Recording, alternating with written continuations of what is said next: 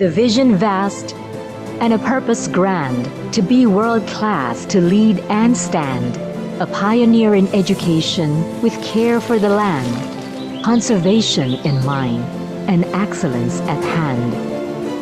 Its noble mission walks the path of Tridharma: education, research, and community service.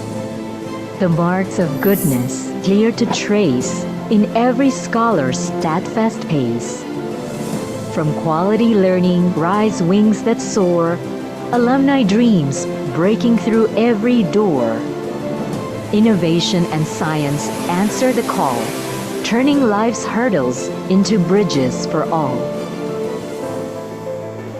Service flows where roots run deep, in urban pulse and mountain steep.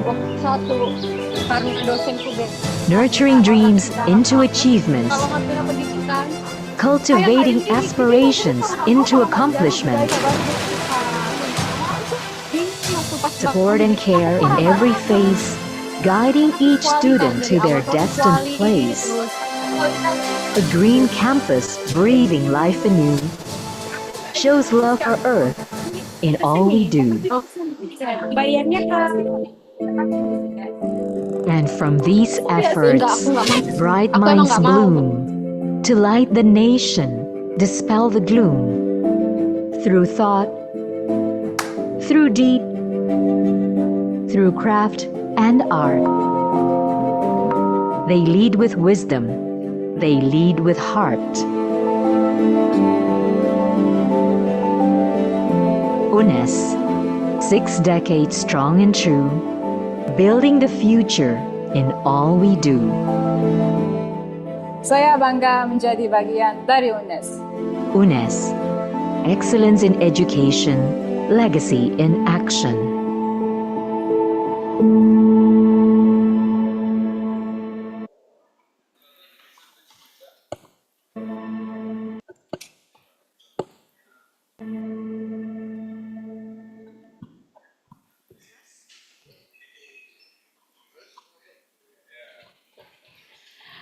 Okay, good morning. Assalamualaikum warahmatullahi wabarakatuh.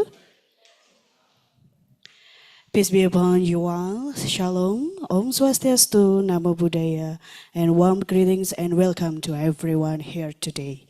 And before we begin, allow me to respectfully acknowledge and extend our warmest welcome to the Honorable, the Vice Rector for Research, Innovation and Information System of Universitas Negeri Semarang, the respectable, the Director of the Graduate School of Universitas Negeri Semarang, along with all members of the Leadership Board, and our respectable speakers, moderators for today's international seminar, and the distinguished graduate school students, both masters and doctoral for Universitas Negeri Semarang and from other universities, and the respectable all directors of LPTKS from across Indonesia. And of course, all invited guests and participants, thank you for being with us here today. Your presence truly honors this event, and we hope this seminar will offer meaningful insight. Okay, ladies and gentlemen, all praises and gratitude we offer to Allah Subhanahu wa Ta'ala, the Almighty God, Alhamdulillah, for all His blessing. Today we are still able to meet in this seminar. And it is a great honor and privilege for me to serve as a master of ceremony at this international seminar entitled Strengthening SDGs Indicators in Quality Education for Academic Reputation and Teachers Transformations, hosted by the Graduate School of Universitas Negeri Semarang. And we are truly delighted to have you all with us, scholars, educators, students, and professionals, to joining this important forum of knowledge sharing and global academic collaboration. Well, ladies and gentlemen, to begin our seminar, we will now sing the national anthem of Indonesia, Indonesia Raya. We kindly invited everyone to stand up.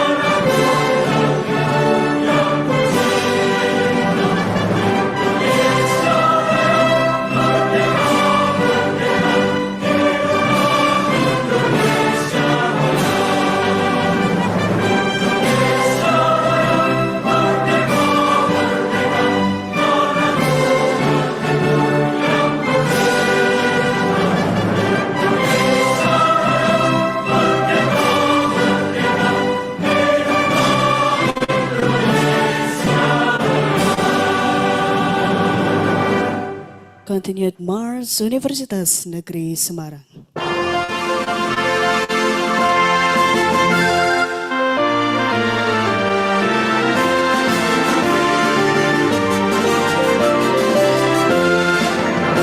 Universitas Negeri Semarang menjulang setinggi di angkasa, mencetak tenaga terdidik yang berbangga dan berdaya guna, berlandaskan Pancasila sakti, Undang-Undang Dasar 45, serta Tridharma perguruan tinggi sebagai dasar pengabdiannya.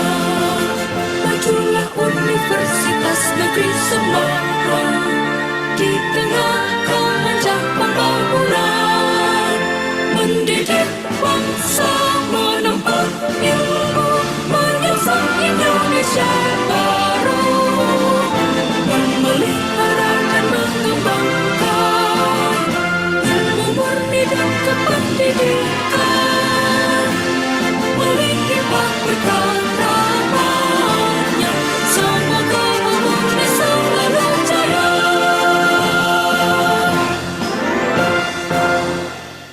Thank you. Please be seated. Well, ladies and gentlemen, before we continue with the main agenda, let us begin with a prayer to express our gratitude and hope for a successful seminar. Pray begins.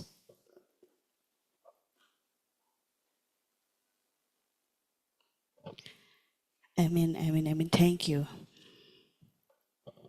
And ladies and gentlemen, to begin our seminar, I would like to invite Professor Dr. Fatur Rahman M.Hum as the Director of Graduate School Universitas Negeri Semarang to deliver the opening and welcoming remarks. Please welcome the Honorable Professor Dr. Fatur Rahman M.Hum. Assalamualaikum warahmatullahi wabarakatuh. Good morning, ladies and gentlemen. Salam, Om Swastiastu, Namo Buddhaya, salam kebajikan, and warm greetings to us all. Distinguished guests, Rector of Universitas Semarang, represented by the Vice Rector for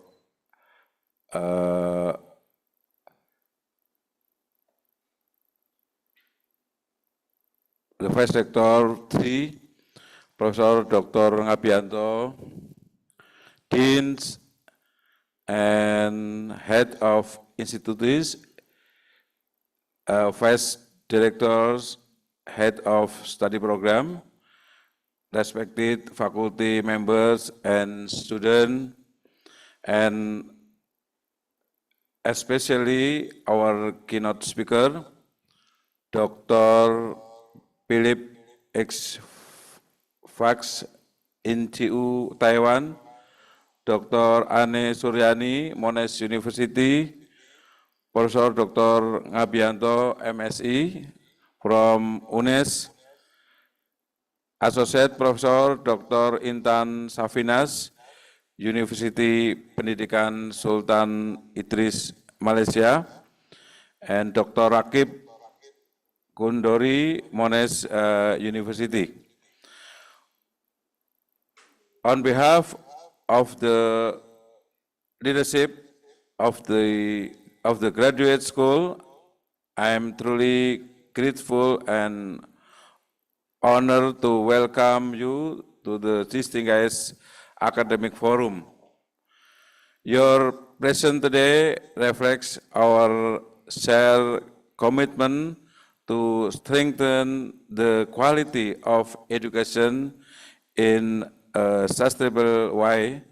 Allow me to express my deepest appreciation for your participation, valuable insight, and the intellectual energy you bring to this seminar.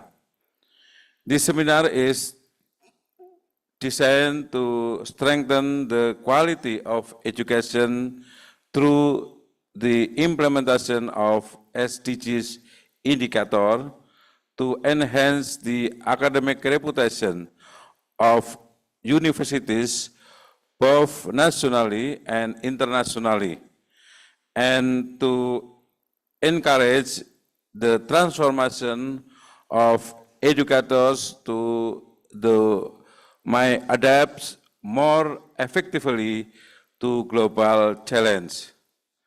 The theme strengthening SDGs indicators in quality education for academic reputation and teachers transformation is highly relevant to the challenges faced by universities in today's global era. The SDGs particularly calls for on quality education serve as a compass for higher education to ensure access, excellence, and quality in education worldwide. Next, allow me to inform you that my presentation will be delivered in Bahasa Indonesia. Sincerely hope it will still provide meaningful insight and benefits for all participants, and that essence of our discussion will remain well understood across language. Yeah. Thank you very much for your coming. Bapak Ibu yang saya hormati, selanjutnya saya ingin berbagi terkait dengan tema seminar internasional pada hari ini. Saya ingin menyampaikan paparan untuk menjadi bagian dari diskusi ini yang nanti bisa diperdalami oleh para narasumber yang sudah diundang pada hari ini, dari Dr. Philip dari Taiwan, kemudian Dr. Ane yang sudah hadir. Selamat pagi, good morning Dr. Ane. Kemudian juga Pak WR3, Profesor Dr. Ngabianto, dan juga Profesor Dr. Intan Safinas dari University Pendidikan Sultan Idris Malaysia, dan juga Dr. Rakib Kondori dari Monash University. Dan juga nanti bisa ditambah dengan sharing dari Bapak Ibu hadirin semua yang hadir dari Sekolah Pasca Sarjana UNES, dari Pasca Sarjana di fakultas-fakultas, dan juga Universitas Mitra kita di LPTK, di Sekolah Pasca Sarjana dari berbagai universitas. Topik yang ingin saya sampaikan adalah terkait dengan strengthening academic reputation towards world class university.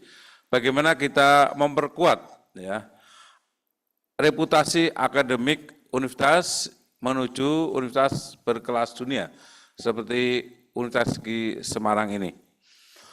Saya ingin pertama menyampaikan tentang konsep reputasi. Kata reputasi ini sekarang menjadi kata yang sangat familiar karena dicantumkan dalam berbagai visi universitas, juga visi di berbagai korporasi. Salah satunya Universitas di Semarang.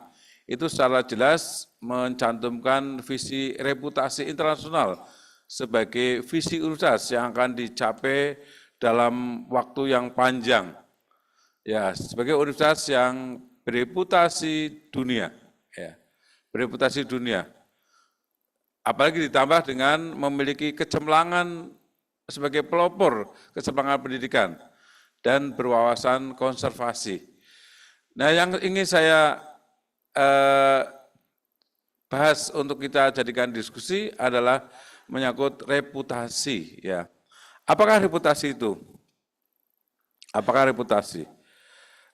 Reputasi itu memang sekarang menjadi bagaikan mata uang, ya. Mata uang yang bisa dipakai di semua organisasi, semua negara. Ketika sebuah lembaga itu memiliki reputasi, maka daya tarik lembaga itu untuk kerjasama internasional, daya tarik lembaga itu untuk menjadi minat bagi para pelanggan. Jika universitas itu maka akan menjadi universitas yang favorit dengan jumlah pendaftar yang banyak, dan kemudian minat untuk menjadi dosen, serta berbagai kemungkinan-kemungkinan untuk mengembangkan kapasitas lembaga ini akan sangat terbuka.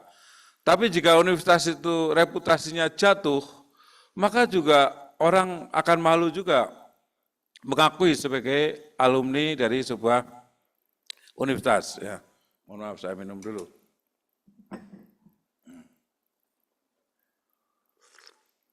Nah, itulah reputasi. Reputasi kini menjadi mata uang baru dalam ekosistem global universitas.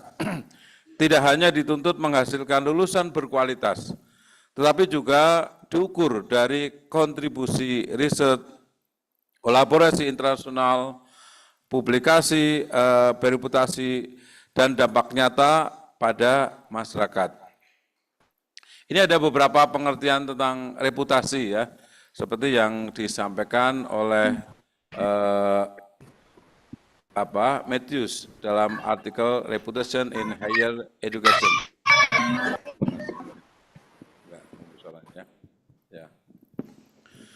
Dalam konteks universitas, reputasi didefinisikan sebagai akumulasi kesan yang diterima para pemangku kepentingan melalui komunikasi dan interaksi dengan perguruan tinggi. Reputasi bersifat evaluatif, mencerminkan penilaian bersama dan membutuhkan waktu untuk membangun citra positif. Jadi reputasi itu citra positif yang dibangun dalam waktu yang lama, dalam interaksi perguruan tinggi itu dengan perguruan tinggi yang lain. Ya. Fernandes dan Guterres Garcia tahun 2025 mendefinisikan reputasi universitas adalah sekumpulan keyakinan, persepsi dan sikap yang dimiliki pemangku kepentingan mengenai kemampuan universitas dalam menciptakan nilai secara berkelanjutan dalam lingkungannya. Mahasiswa UNES ditanya, apakah UNES itu universitas konservasi? Ya, 100% mengatakan, iya, itulah reputasi.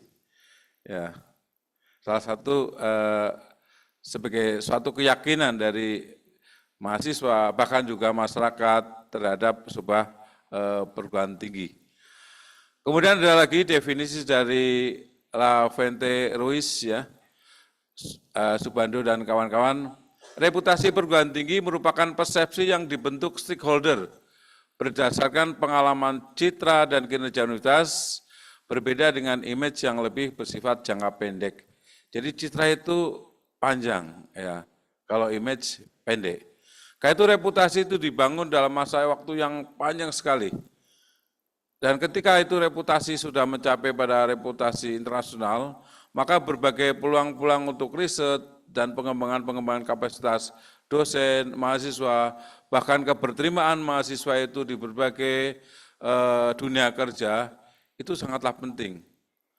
Sebagai contoh misalnya, beberapa waktu lalu ketika direktur dari perbankan di Jawa Tengah lebih senang untuk menerima lulusan dari UNES dibanding dengan universitas lain di sekitar Semarang. Saya tidak menyebutkan. Mengapa? Karena walaupun sama-sama lulusan akuntansi, tapi kalau lulusan dari UNES dipandang memiliki karakter keguruan, sehingga mereka lebih santun. Nah, karena itu dari dunia perbankan lebih senang untuk menerima lulusan dari UNES ketika akan mendaftar menjadi pegawai di perbankan. Meskipun sama-sama dari program studi akuntansi, ya. UNES punya nilai tambah, yaitu karakter keguruan sebagai bagian dari karakter konservasi. Tantangan dalam membangun reputasi. Tantangan terbesar yang kita hadapi adalah disrupsi teknologi yang menuntut digitalisasi pendidikan. Transformasi digital yang dibangun oleh universitas dan transformasi itu canggih bisa memberikan fasilitas pengguna untuk bisa melihat universitas itu secara transparan, melihat perkembangan mahasiswanya, melihat perkembangan anaknya dan melihat juga perkembangan penelitian dari sebuah universitas itu adalah tantangan dalam era disrupsi ini. Perguruan tinggi yang transformasi digitalnya itu hebat. Semua pertanyaan masyarakat bisa dijawab dengan hanya satu klik, just in the finger, hanya di dalam satu jari. Maka universitas ini mempunyai reputasi yang sangat tinggi. Ya, karena itu investasi melalui pengembangan digital bagi universitas itu sangatlah penting. Kemudian yang tantangan kedua adalah kompetensi global antar universitas. Mahasiswa lulusan universitas dituntut bukan hanya menguasai kompetensi lokal, tapi juga kompetensi global. Yang kompetensi itu dibutuhkan oleh semua negara. Nah, ini tantangan juga bagi universitas untuk bisa membangun reputasi internasional. Kemudian juga kebutuhan peningkatan kapasitas dosen dan transformasi guru. Ya, kapasitas dosen ini juga satu orang dosen yang mungkin mendapatkan royalti, ya, dan royalti itu kemudian dibeli oleh perusahaan, maka kebaikan seluruh dosen universitas itu menjadi dosen yang hebat. Nah, ini reputasi satu orang dosen. Ya, ini sebelah saya Prof. Eko adalah salah satu dosen yang diakui oleh KPK sebagai penyusun model pendidikan anti korupsi. Dan seolah seluruh dosen UNES anti korupsi. Ya, ini reputasi. Jadi karena itu kapasitas untuk membangun dosen-dosen yang hebat adalah tantangan juga. Tuntutan publikasi internasional bereputasi. Publikasi juga penting. Kita ada di Gunung Pati. Tapi dunia tahu kegiatan mahasiswa kita, karena kita publikasikan. Karena itu publikasi sekarang ini, kalaupun tidak bisa publikasi internasional melalui berbagai majalah seperti Times dan sebagainya, maka mahasiswa juga berpublikasi melalui Instagram, melalui TikTok, kabarkanlah yang baik, yang indah kuliah di Sekolah Pasca Sarjana UNES. Betapa indah kuliah di sini. Ya, jangan Anda mengabarkan keluhan. Kalau ada keluhan, simpan saja dalam hati, tidak usah diungkapkan, dan Tuhan akan memberi jalan kebaikan, ya, menutup aib-aib kita. Tapi kalau kita membuka semua keluhan itu ke publik, maka Tuhan pun akan membuka aib kita.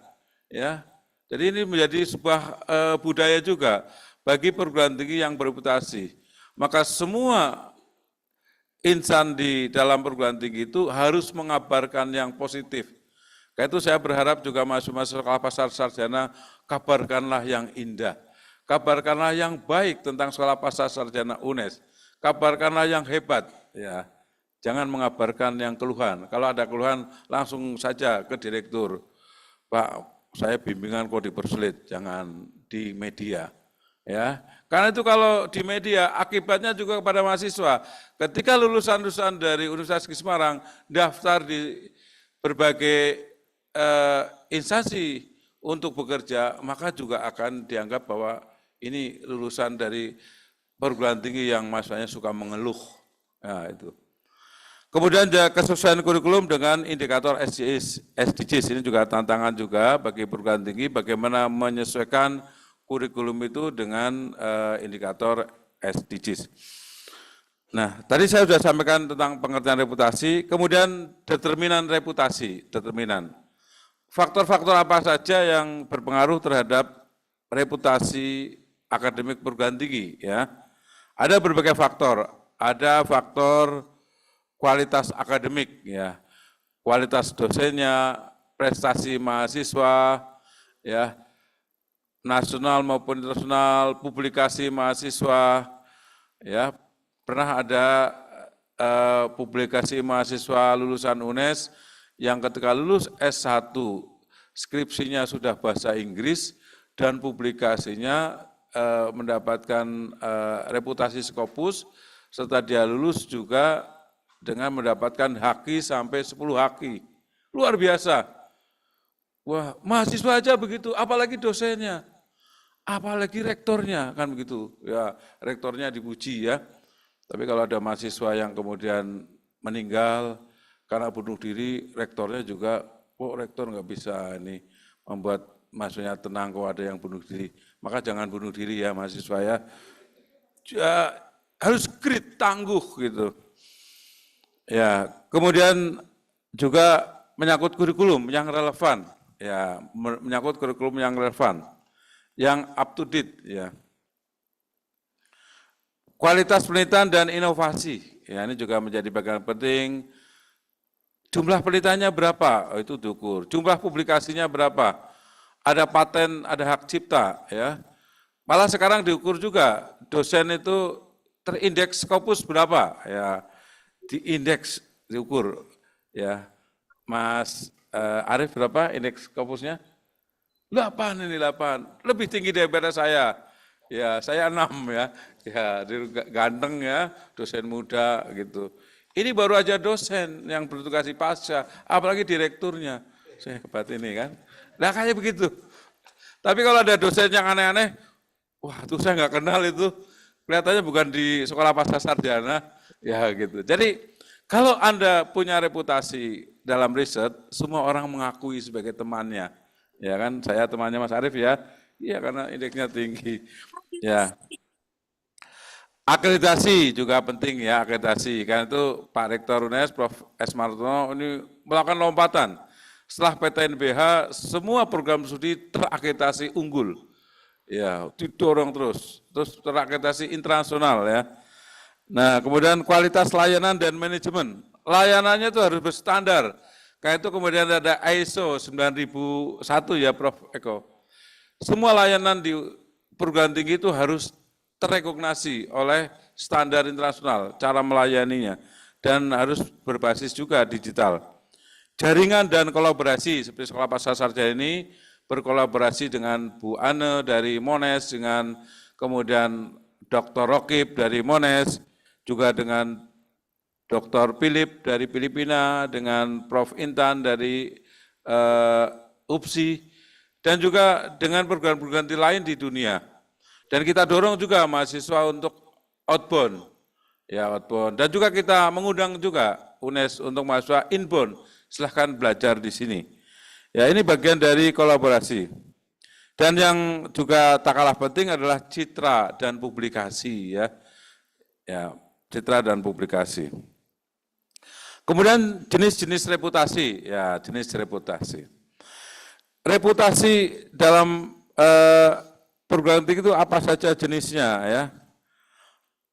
Ada reputasi dunia, nah, ini yang lagi dikejar ini, melalui pemeringkatan QS University, Times Higher Education, THE, World University Ranking. Nah, Pak Rektor sekarang ini ke Malaysia ya, untuk juga melakukan diskusi dengan tim dari berbagai dunia, Pak Ngabianto juga di sana.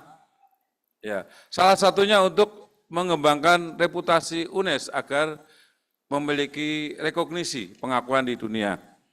Nah, kemudian kecemerlangan pendidikan, ya pay subject, ya seperti di THE World University, di THE Interdisciplinary Science Ranking, dan di berbagai pemeringkatan dunia. Nah, kalau ini jenis reputasi menurut UNES. Ya, kalau perguruan tinggi lain mungkin lain. Reputasi kecemerlangan, reputasi dunianya, kemudian reputasi kecemerlangan pendidikannya, dan satu lagi reputasi wawasan konservasi. Dan UNES sudah mendapatkan pengakuan di dunia sebagai universitas yang ke-56 ya di dunia dan ke-6 di Indonesia. Nah, kemudian pengakuan-pengakuan itu juga diterapkan. Ya, kadang-kadang orang mengatakan kalau sudah reputasi tinggi, reputasi itu enggak penting.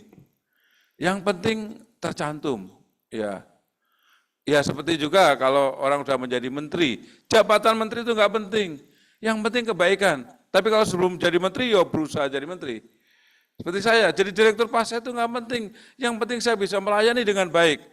Tapi perjuangan untuk menjadi direktur pasca juga besar. Jadi mahasiswa begitu. Ya, pada saatnya nanti mahasiswa akan mengatakan bahwa kekayaan itu enggak penting. Iya, karena Anda sudah kaya. Ya, tapi ikhtiar untuk bereputasi itu penting. Setelah mencapai, dipertahankan dengan apa? Membuktikan dan memberikan kebaikan. Ini UNES. Nah, capaian reputasi UNES ini ya sudah terjadi tadi ya. Nah ini juga capaian berbagai universitas lain di Indonesia. Nah, ini UNES harus mengejar, masih kalah dengan IPB, masih kalah dengan Undip ya, dari GS-WUR.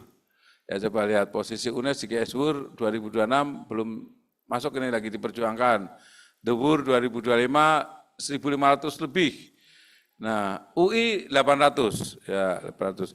Ini sayangnya memang universitas di Indonesia belum ada yang mencapai 100 besar universitas dunia. Ya, belum ada yang mencapai, kalah sama Malaysia ya, salah sama Singapura, apalagi sama Australia. Maka itu kita harus belajar bagaimana strategi bereputasi. Nah, kemudian strategi bereputasi ini ada berbagai strategi ya. Saya waktunya kurang beberapa menit, namun ini penting saya sampaikan. Pertama adalah penguatan riset, publikasi internasional, fokus riset berkualitas, kolaborasi global, publikasi di jurnal bereputasi, dan peningkatan citasi. Kemudian internasionalisasi, program kelas internasional, pertukaran dosen mahasiswa, akreditasi internasional, dan kerjasama universitas luar negeri. Kemudian tata kelola dan kepemimpinan yang kuat, manajemen modern, budaya akademik yang unggul, dan kepemimpinan visioner untuk mutu berkelanjutan. Strategi kolaborasi dengan industri dan pemerintah, hilirisasi riset, kemitraan strategis dengan industri, pemerintah, dan juga masyarakat.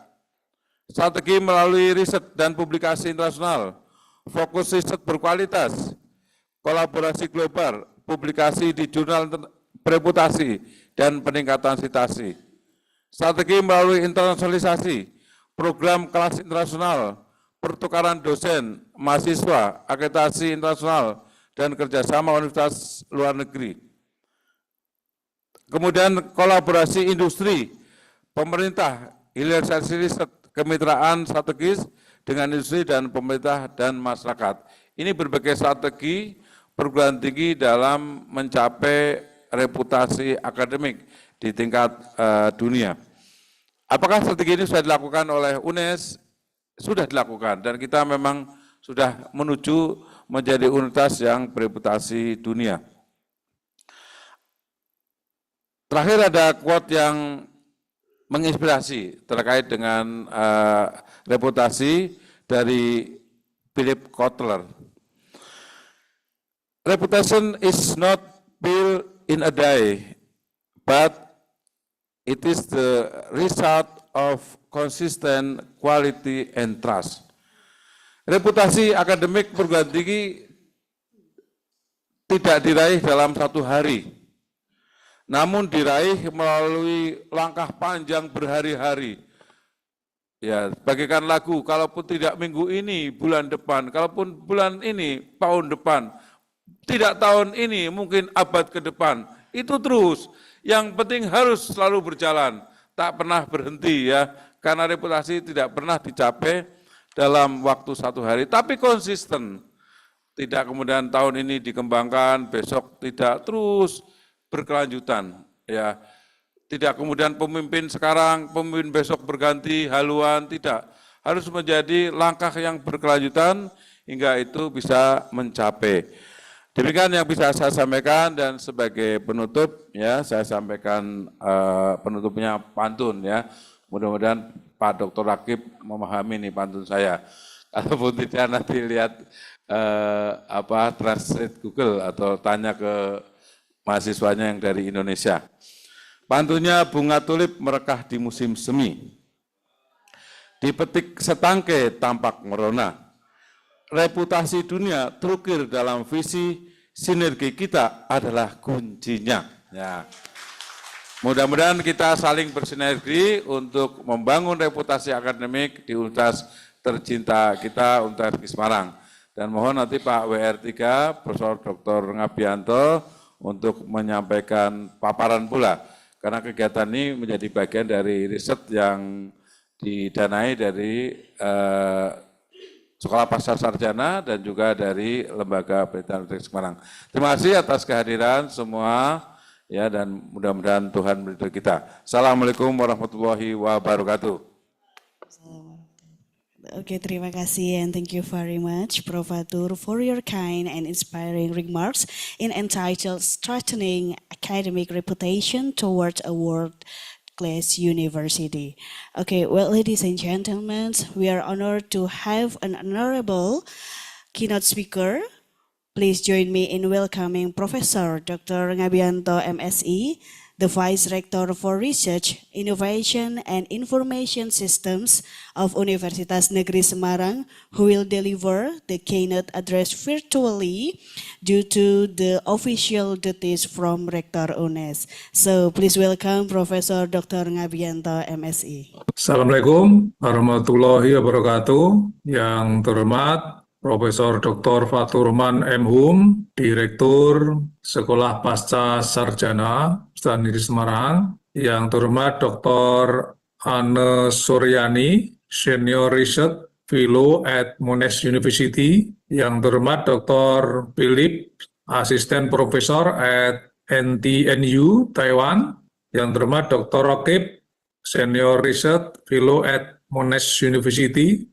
Yang terhormat Dr. Intan Salinas, Asisten Profesor at University Pendidikan Sultan Idris, Malaysia. Juga yang saya hormati Bapak Wakil Direktur Sekolah Pasca Sarjana UNES, para peserta seminar, para mahasiswa PPG yang saya banggakan, para panitia, dan juga para mahasiswa. Assalamualaikum warahmatullahi wabarakatuh. Pada seminar kali ini saya akan menyampaikan paparan tentang kebijakan guru P3K antara pengabdian dan pengembangan karir. Bapak Ibu yang saya hormati, semua sudah mengetahui bahwa di Indonesia ini ada fenomena mengenai guru honorer yang pada mulanya memang guru honorer ini diterima mengajar di sekolah dalam rangka untuk mengisi kekosongan guru yang diakibatkan oleh kebijakan sebelumnya, yaitu ada kebijakan moratorium CPNS sehingga banyak sekolah-sekolah yang kekurangan guru.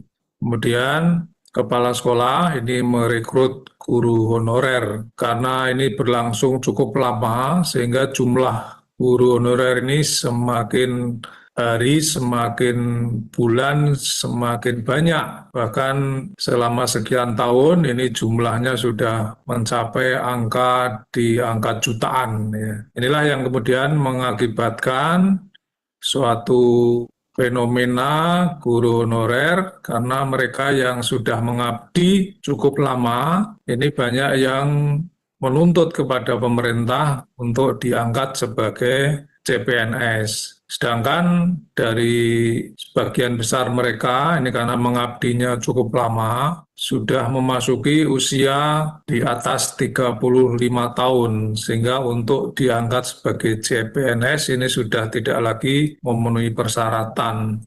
Nah, pada situasi semacam inilah kemudian lahir kebijakan tentang P3K yang rekrutmennya ini tidak membatasi usia, yang kemudian diterapkan sampai hari ini ya untuk mengisi kekosongan guru dan juga sekaligus untuk mengakomodasi tuntutan guru honorer yang jumlahnya sudah mencapai jutaan. Bapak Ibu yang saya hormati, status ASN, kalau kita lihat dari undang-undang ASN yang baru, ini bahwa ASN ini mencakupi PNS dan P3K. Dan ini ada perbedaan-perbedaan yang cukup mendasar ya antara P3K dan PNS. PNS ini lebih jaminan pensiun, kemudian karirnya lebih terjamin, karirnya tetap, ya kemudian ada jenjang kepangkatan, ada pengembangan karir, ya. Sedangkan P3K ini karena kontrak kerja tertentu, kemudian hak gaji dan tunjangan ini tidak ada jaminan ya, karena gaji dan tunjangannya itu tetap dan tidak ada jaminan untuk jenjang karir ke depan ya. Meskipun secara hukum ya P3K ini sejajar kedudukannya dengan P3K ya. Nah, karena kemudian P3K ini selama beberapa tahun terakhir ini menjadi kebijakan yang untuk mengatasi kekurangan guru sekaligus untuk menanggulangi juga atau mengatasi guru-guru honorer yang cukup banyak dan perlu ditingkatkan kesejahteraannya, sehingga kebijakan ini yang awalnya ini P3K ini sebagai kebijakan yang sifatnya temporer ya untuk mengatasi jumlah guru honorer yang banyak tadi untuk diangkat sebagai ASN, tapi saat ini nampaknya karena keterbatasan mungkin pendanaan ya dari pemerintah, tetapi pemerintah memerlukan sumber daya manusia yang banyak, sehingga kebijakan P3K ini dari kebijakan yang sifatnya temporer menjadi kebijakan yang sifatnya permanen ya. Bahkan ini diundangkan dalam Undang-Undang Nomor 20 tahun 2023 tentang ASN ya. Nah, selanjutnya bagaimana? Nampaknya policy P3K ini perlu ada terobosan baru ya dari pemerintah. Jangan sampai kebijakan P3K ini nanti akan menjadi bom waktu. Seperti juga pada kasus guru honorer yang ketika dulu diangkat oleh kepala sekolah, kemudian jumlah menjadi banyak, kemudian menuntut untuk jadi ASN. Sedangkan P3K ini bisa berulang begitu, karena pada kontrak P3K ini tidak ada penjenjangan atau tidak ada pola karir yang jelas. Kemudian juga kesejahteraannya juga akan berhenti pada saat dikontrak ya sesuai dengan perjanjiannya ya. Kemudian kontrak ini biasanya dalam waktu 5 tahun, kemudian ada perpanjangan ya. Nah ini kalau seseorang sudah bekerja nanti cukup lama, kemudian penghasilannya tetap, tidak ada jenjang karir ya, ini bisa jadi menjadi bom waktu untuk ya namanya juga karir itu mestinya kan ada pola penjenjangan yang jelas, ada harapan ya, ada harapan peningkatan kesejahteraan. Tapi kalau ini flat ya, tidak ada jaminan peningkatan juga karir, tidak ada penghargaan, ini bisa jadi nanti mereka akan melakukan tuntutan-tuntutan semacam itu. Nah, untuk itu maka pemerintah namanya perlu ada terobosan, ada policy yang lebih berkeadilan. Jadi harus ada skema pembinaan karir P3K. Jadi tidak hanya kontrak yang berulang, tetapi juga bagaimana misalnya pada saat kontrak itu diulang ada kenaikan gaji misalnya. Jadi pada kontrak kedua itu ada kenaikan pendapatan, kemudian ada perlindungan sosial, misalnya pensiun atau jaminan hari tua yang juga harus diperkuat ya. Jadi kalau tidak ada penjenjangan karir ya seperti tadi dikhawatirkan nanti akan ada semacam bom waktu seperti pada kasus guru honorer ya. Nah, ini adalah beberapa usulan pembinaan karir dan pendapatan P3K. Misalnya saat kontrak perpanjangan, pendapatan dinaikkan. Kemudian yang semula tidak ada mekanisme promosi jabatan, ini mungkin diperjelas bagaimana promosi jabatan. Ya. Kemudian P3K ini berpotensi stagnan dalam jabatan yang sama meskipun pengalamannya bertambah.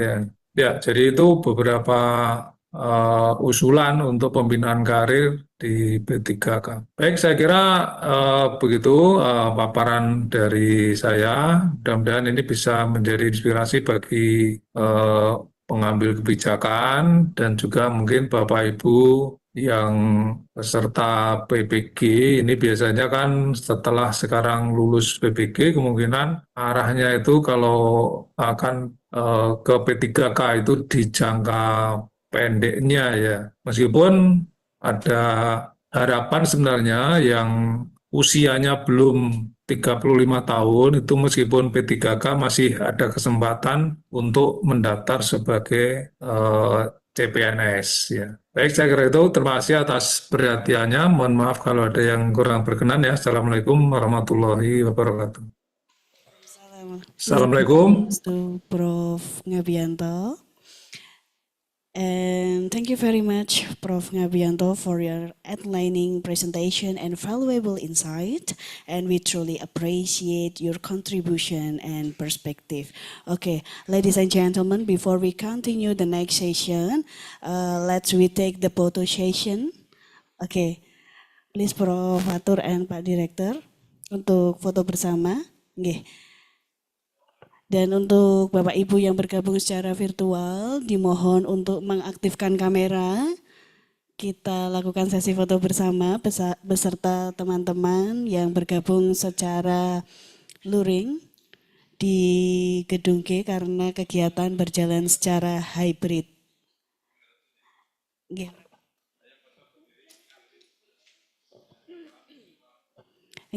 Boleh berdiri Bapak Ibu yang sudah bergabung.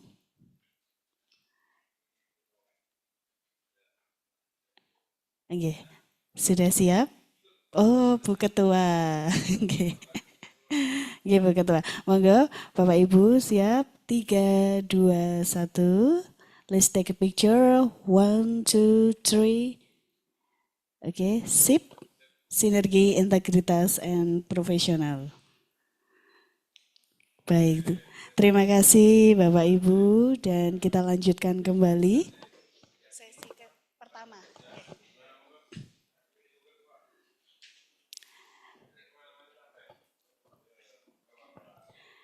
Okay, well, ladies and gentlemen, because our director have any official duties.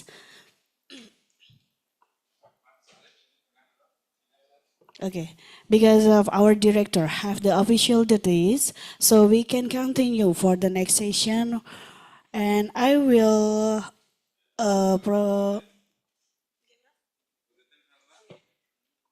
please welcome the head of the seminar, Prof. Titin. Okay. Give applause to our head of seminar, Prof. Titin.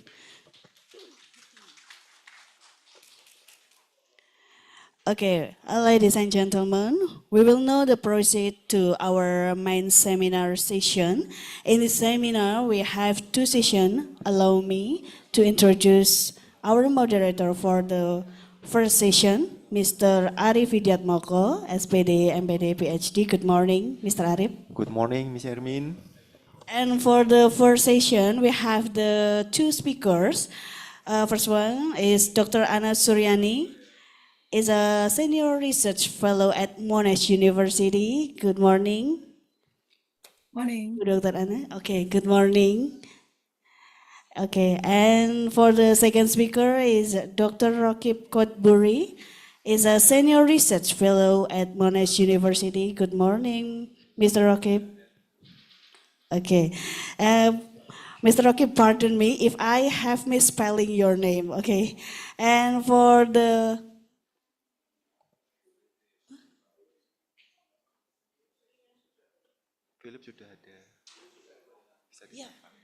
And for the second session, we have a moderator, Mrs.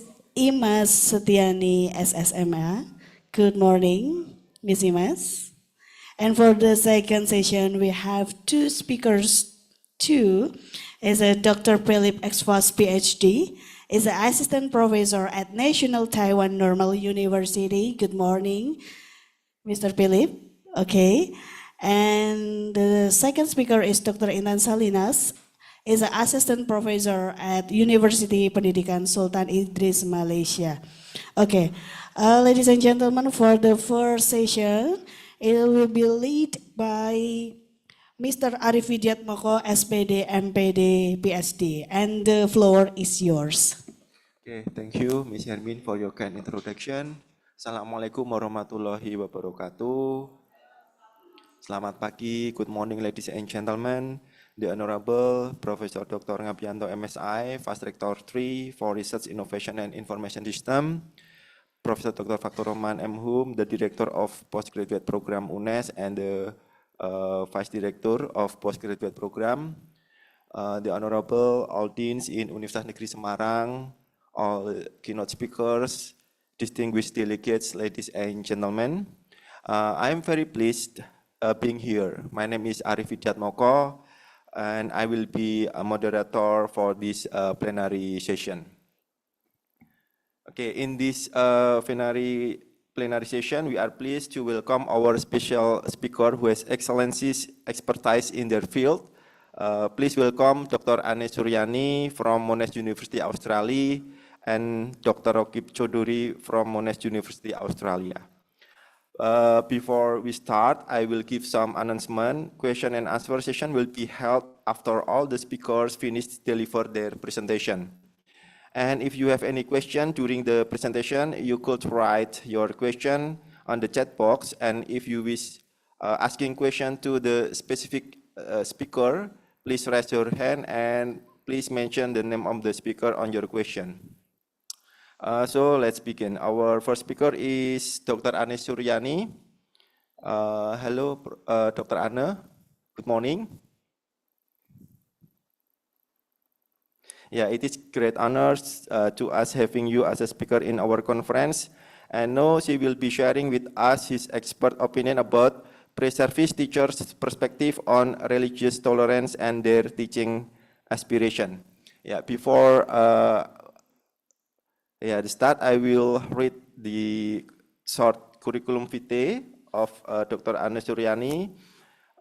She is Senior Research Fellow in the Faculty of Education, Monash University. And in 2022, Dr. Ane received the Australia-Indonesian Institute Studies and Cultural Leadership Award from Australian Department of Foreign Affairs and Trade in recognition on her Life Studies initiative. And the project website is Leading to Improve Future Teachers' Studies, and her expertise related to UN SDGs is number 3, about good health and well-being. Number 4, about quality education. Number 5, gender quality. Number 8, decent work and economic growth. Number 10, reduce inequalities. And number 16, peace, justice, and strong institution. Okay, Dr. Ane, you have 20 minutes to deliver your presentation. The floor is yours. Thank you, Mas Arif. Can I check with everyone that you can see my screen, the slide? Yeah. Okay, good. Okay, let's start. Good morning, everyone. My name is Ana Suryani. As mentioned before, I'm a Senior Research Fellow in the Faculty of Education at Monash University here in Melbourne, Australia. And I'm also the founder of Leading to Improve Future Teachers, or LIFE Studies. This is an initiative to advance the quality of teachers through research, policy, and practice. First, I would like to thank Universitas Negeri Semarang, especially Professor Ngabianto and Dr. Arif and senior leadership team for inviting me to participate in this international seminar. And thank you everyone for coming to this session. This morning, I will be presenting partial findings from my project investigating pre-service teachers' perspectives on religious tolerance and their teaching aspiration. I would like to thank the funders and my collaborators for their ongoing support. In today's presentation, I will start briefly with the setting, followed by key concepts, methodology, findings, and discussion. Then I will conclude my presentation with some key takeaways. Okay, so let's start with the setting. I think we are quite familiar with the setting. People often think that Indonesia is a Muslim country, although it's not. And we have around 88% of the populations as Muslims, and we know there are 6 official religions acknowledged by our government. There have been concerning religious intolerance cases in the last couple of years. So these are just some examples. Here, increasing cases of incidents of religious freedom violations. So that's a report from Setara in 2021. Then another study of 700 Muslim students from 7 universities. It was found that some universities function as breeding grounds for the propagation of radical ideology. So this is a study from Siri in 2020. Another study also showed that over half of 2,000 Muslim teachers surveyed held intolerant opinions and supported an Islamic nation. So the last one was a report from UIN, Jakarta in 2018. From our review, studies from other countries emphasize the importance of teachers' role in fostering religious tolerance. For instance, teachers can create an inclusive educational environment. Teachers can select textbooks, resources, and teaching materials to encourage critical thinking. Teachers can also create respectful dialogue across different faiths in the classroom, among other things. Then we wonder why this is not the case in some part in Indonesia, and why some of our teachers hold intolerant opinions. We then explore how religion is located within the teacher education system.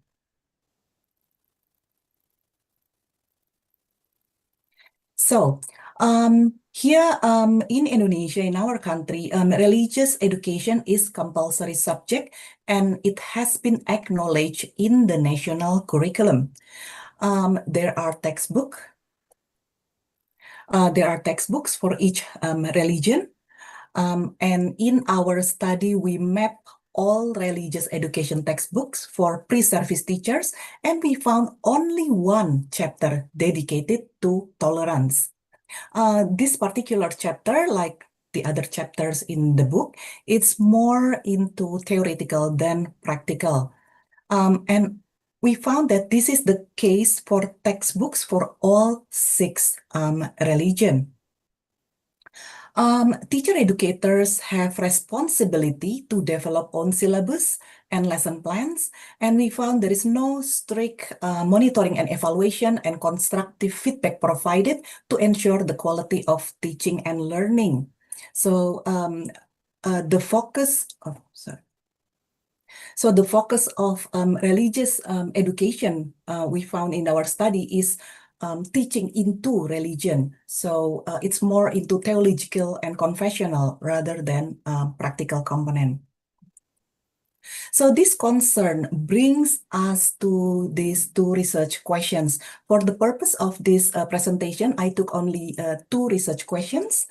The first one is, what are the attitudes of Indonesian pre-service teachers towards religious tolerance? And the second research question is, how do they position their teaching practice to foster religious tolerance? These are some key concepts in our study. I think I won't read the whole definitions. These are, I think, self-explanatory, and we will see further the conceptualization in the findings. One important point here that I would like to highlight is that tolerance needs to be developed, and it is key to the stability and inclusivity of democratic societies. So this is the reason why we also investigate pre-service teachers' intention to support democratic teaching, to use multicultural content, and to avoid prejudice. In terms of methodology, data analyzed for the study were collected from November 2019 to November 2020. And as I mentioned before, in the study, we mapped the national curriculum for teacher education, and we collect data mainly using surveys and in-depth interviews, but findings reported in this presentation are mainly from the survey. The study involved 1,346 teacher education students from 4 universities located in 3 provinces, East Java, South Sulawesi, and East Nusa Tenggara. The reason why we selected these 4 universities because they were founded quite a long time ago, 1960s, and they are highly regarded as teacher education institutions in our country. In terms of participants, the majority were mainly from primary and early childhood programs, and also, the majority are females, around 20 years old, and more than 70% are Muslims. In the data analysis, I need to acknowledge that we only include Muslims, Protestants, and Catholic participants because we don't have enough participants from other religious groups.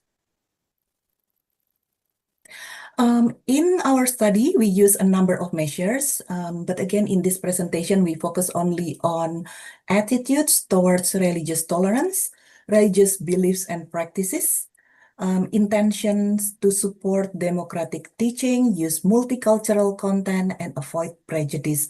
And we did some comparisons across religious groups. In terms of qualitative data, pre-service teachers were asked to respond to 3 open-ended questions about their involvement in involvement in other activities, particularly related to religious diversity. We asked about their past experience, for example, how their schools supported religious tolerance, and some other questions. So these questions were designed to assess their understanding and experiences in terms of their ongoing the ongoing exposure to religious diversity. In terms of analysis, we use descriptive analysis of demographic information, and we calculate mean responses for each item. Then for this presentation, we are going to I'm going to report some findings from ANOVA, one-way ANOVA. And for the qualitative part, we use mainly thematic analysis. So let's move on to the first findings. What are the attitudes of Indonesian pre-service teachers towards religious tolerance? We asked our participants to indicate their agreement towards 13 statements from 1, strongly disagree, to 7, strongly agree.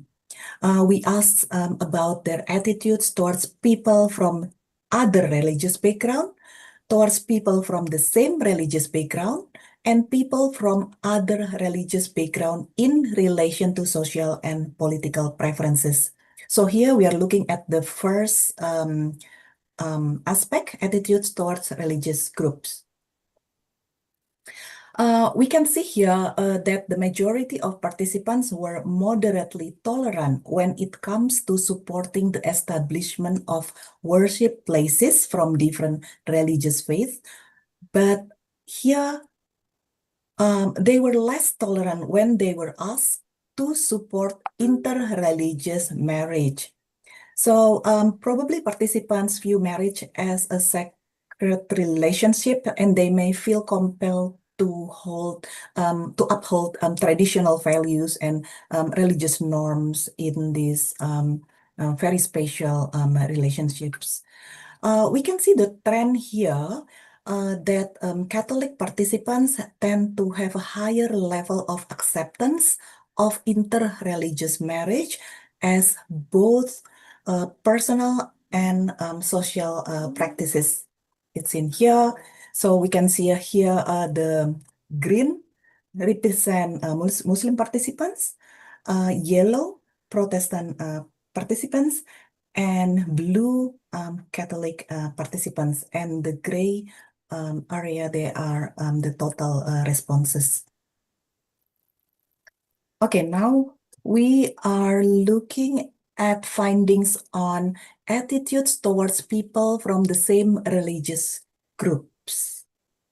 Here, compared to Catholic and Protestant pre-service teachers in this study, Muslim participants reported higher scores in opposing religious conversion, supporting religiously homogeneous neighborhood, making friends of similar religious background, working in a religiously homogeneous environment, and they find it difficult to accept other religious groups' behavior and lifestyle.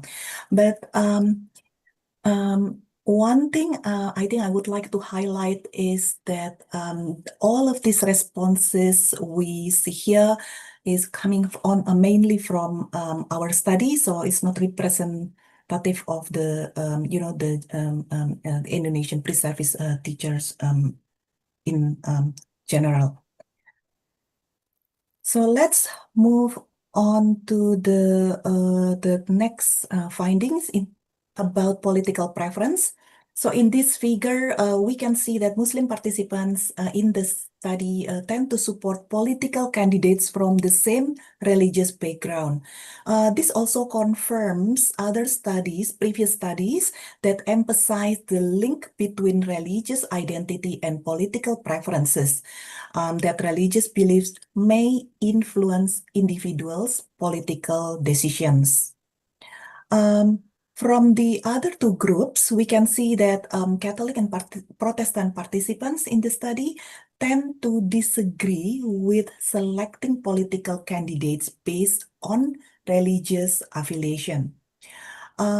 We may interpret this in a way that as individuals belonging to minority religion, the Catholic and Protestant participants, for us, this is not surprising.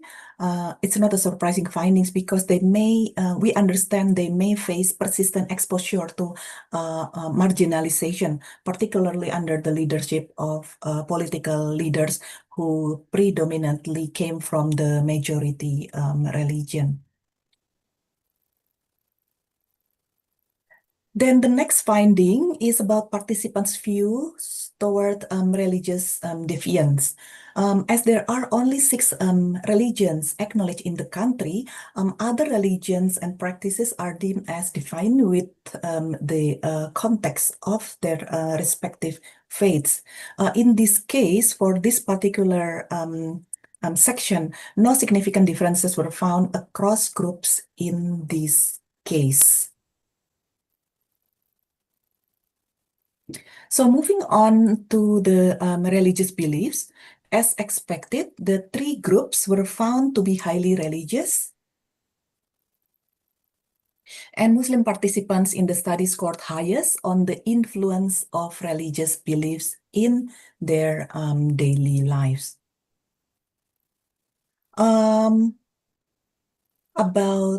Regarding religious practices, in our study, we found that Catholic participants tend to make more financial contributions to their religious organization, and they were also kept well informed, and they had some influence in their religious groups. Interestingly here, Protestant participants, they tend to have a higher level of enjoyment when collaborating with peers who share the same religious background. I think this is also not surprising. Now we are moving on to the next finding, how do they position their teaching practices to foster religious tolerance? In the survey, we asked our participants to indicate their plans to prioritize a series of teaching activities. Here we ask about their intentions to support democratic teaching, their intentions to use multicultural content, and to avoid prejudice. The instructions in the survey was imagine you are teaching in a school. There are many activities which you may choose to implement in your own teaching. So, how low or how high would each of these activities be in your own scale of priority as a future teachers? So remember, this is a scale of priority.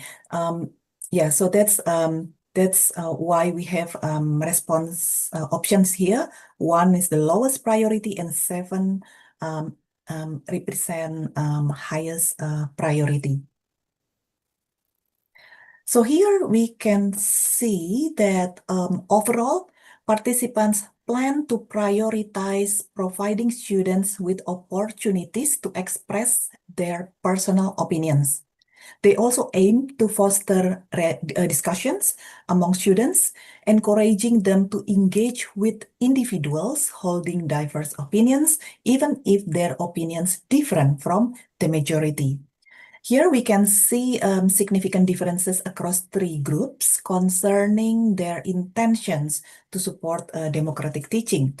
So compared to Catholic and Protestant participants, here we can see the green boxes.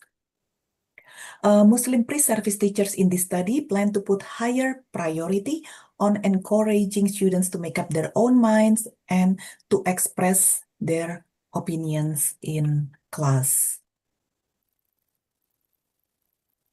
Regarding participants' intentions to use multicultural content in their teaching, they had plans to provide reading materials which introduce students to the diversity of religious beliefs. Here we can see significant differences across the 3 groups, where Protestant and Catholic participants tended to place more priority on providing materials that allow students to learn various religious beliefs, study other religions' history and practices, and use materials that encourage students' understanding of religious minorities.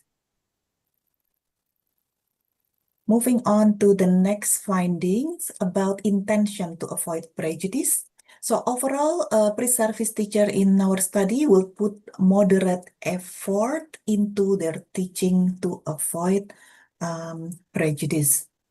We found significant differences across the 3 groups here, as we can see, with Catholic and Protestant participants were quite keen to guide their students to reflect on the validity of their prejudices about other religions.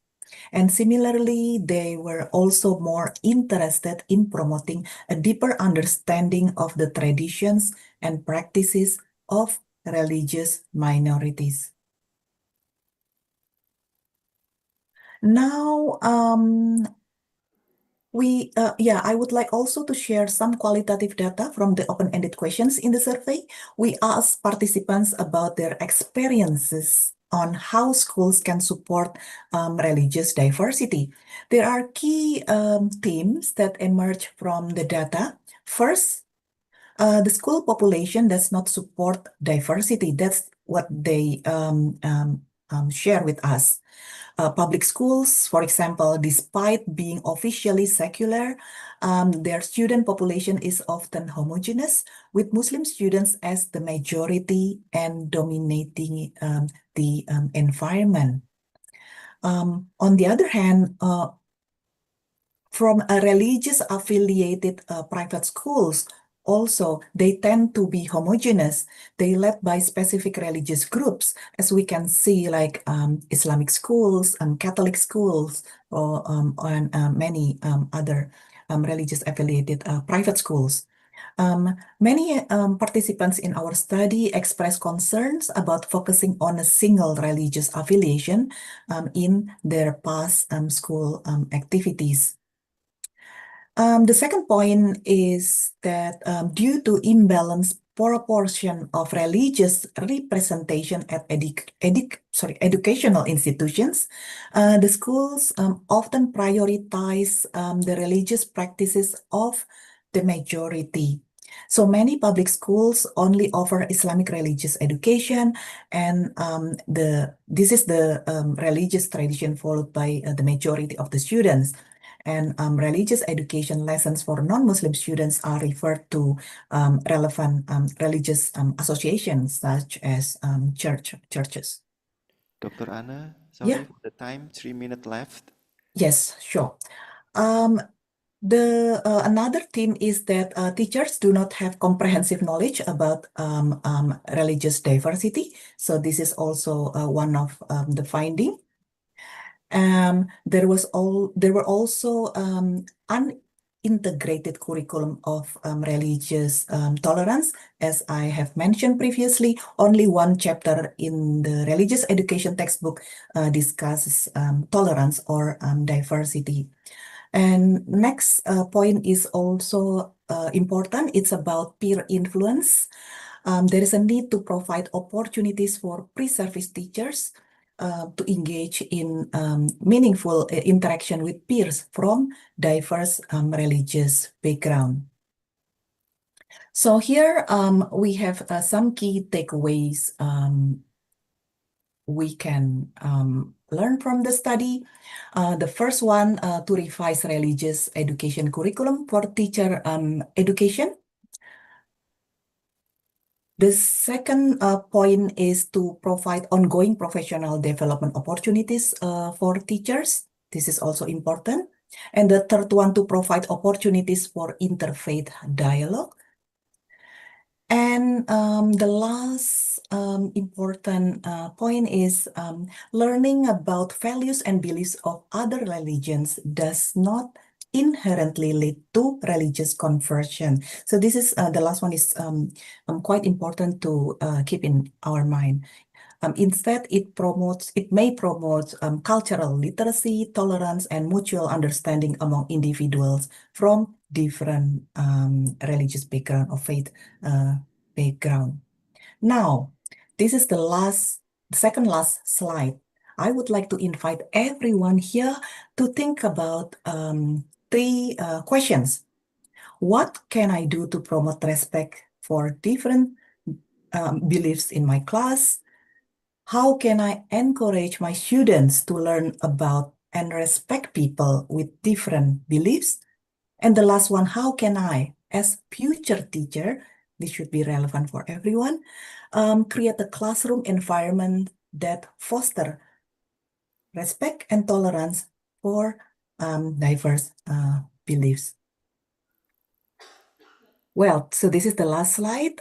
Thank you everyone for listening to my presentation, and all findings have been published in this book. If you have thoughts, questions, feedback, feel free to write in the group chat or email me if you have some thoughts after this session. All right, I'll stop here and pass it on to Dr. Rakib for the next presentation. Okay, thank you very much, Dr. Anne, for your nice presentation and insightful presentation. We give a big applause by pressing the reaction button to Dr. Anne. And yeah, moving forward, we will listen to the next speaker, Dr. Rakib Choudhury. Good morning, Dr. Rakib. Are you here? Good morning. Good morning. Is that Dr. Arif? Okay. Before we begin, allow me to briefly introduce our speaker by reading his curriculum vitae. His name is Dr. Rakib Choudhury, taught English literature at the University of Dhaka, Bangladesh from 1997 to 2004 as a lecturer and assistant professor, and then joined the Monash Faculty of Education upon completing his PhD in 2008. And If I read one by one, it should take time.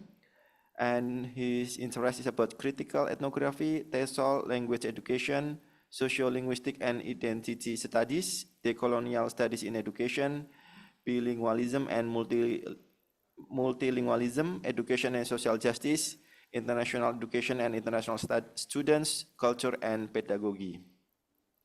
And his expertise related to UN SDGs is number 4 about quality education and number 8 about decent work and economic growth. And for this morning, Dr. Rakib will sharing with us his expert opinion about building academic reputation in international university, a Monash University case journey. Dr. Rakib, you have 20 minutes to deliver your presentation. The floor is yours. Thank you very much, Dr. Arif, and selamat pagi, or should I say selamat sore? We've got a 3-hour time difference, but I'm speaking from Melbourne, Australia, and very glad to be here. I would like to acknowledge a few people before I start. First of all, to Professor Fatur Rahman, the head of the Sekolah Pasca Sarjana at UNES, for kindly inviting me to speak at this very important event. Prof. Fatur, I'm very glad to be here. Thank you very much for inviting me. It's a great pleasure to be here.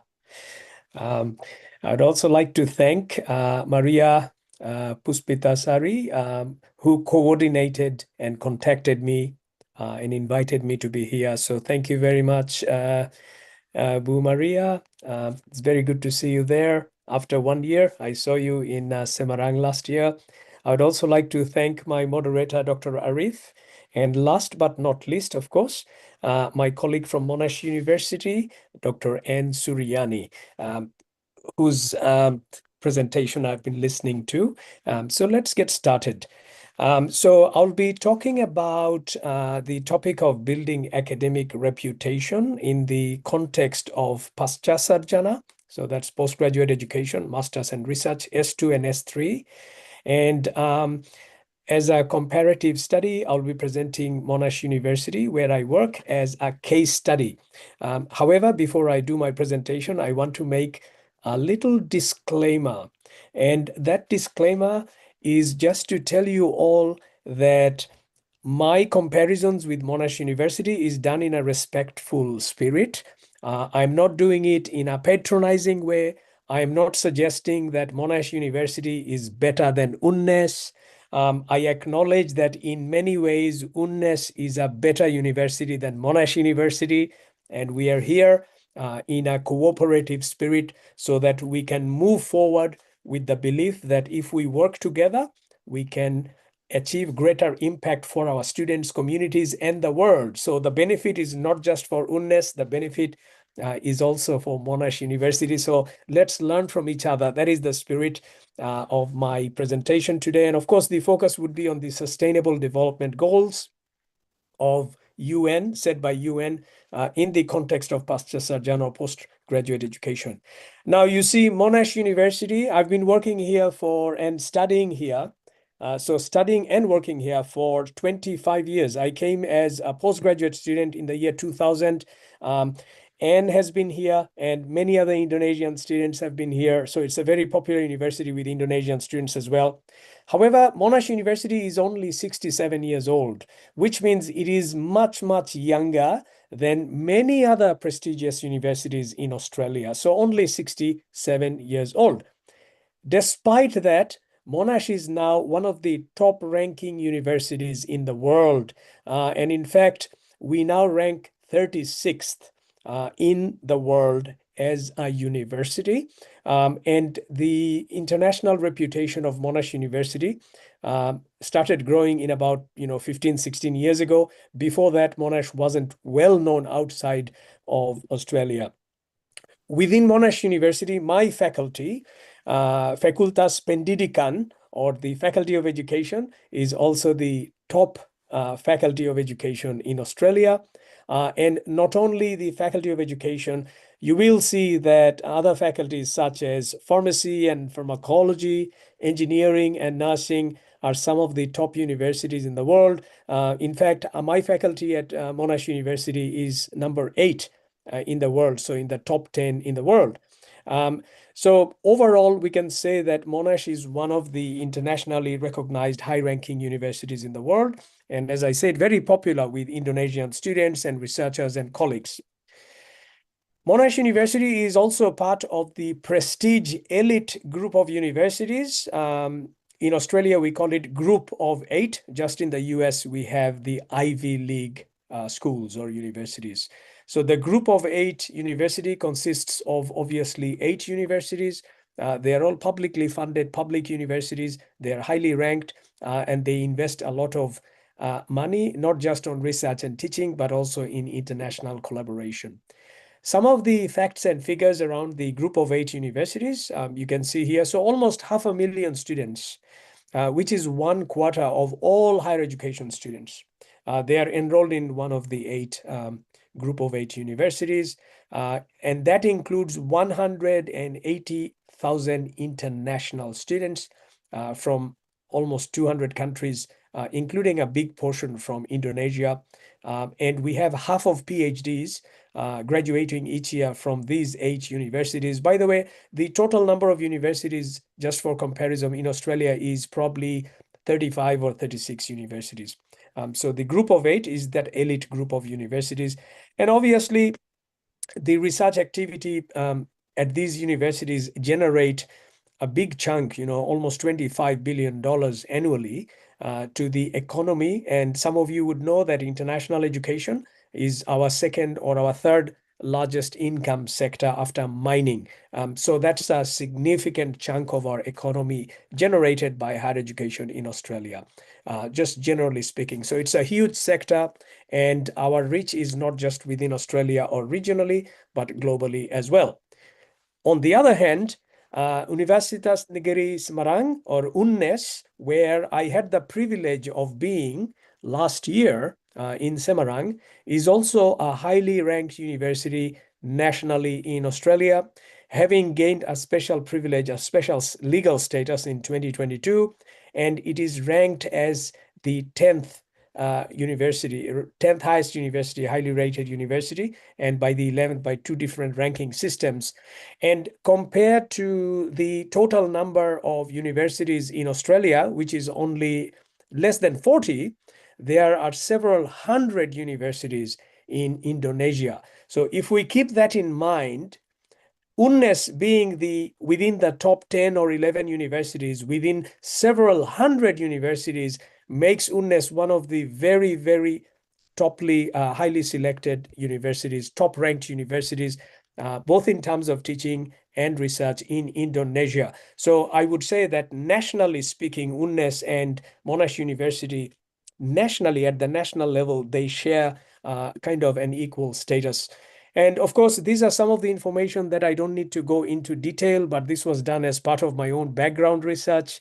Obviously, UNNES is a large university in terms of student numbers, 55,000 students, 9 faculties, including the Sekolah Pasca Sarjana, more than 2,000 academic and administrative or professional staff, 76 regular programs, including international programs, partnerships and collaborations with New Zealand, Australia, Malaysia, Philippines, South Korea, etc. And of course, it is highly ranked once again. And I really love the motto of the university, which is Universitas Berwawasan Konservasi dan Bereputasi Internasional, which is wonderful. And it shows the agenda and the mission and the priority of UNNES to focus on conservation and sustainability as its central agenda. So that positions UNNES very, very strongly as a partner with Monash University.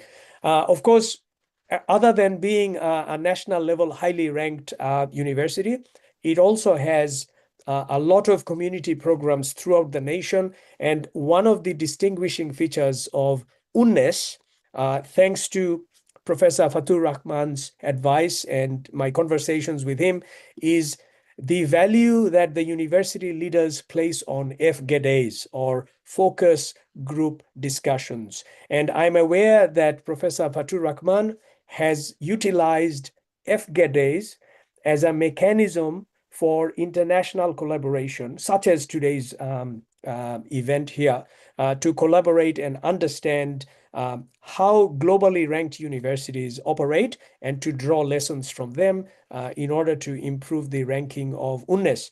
And in fact, the interesting thing is today's presentation is not my first engagement or even my second or third engagement with UNES.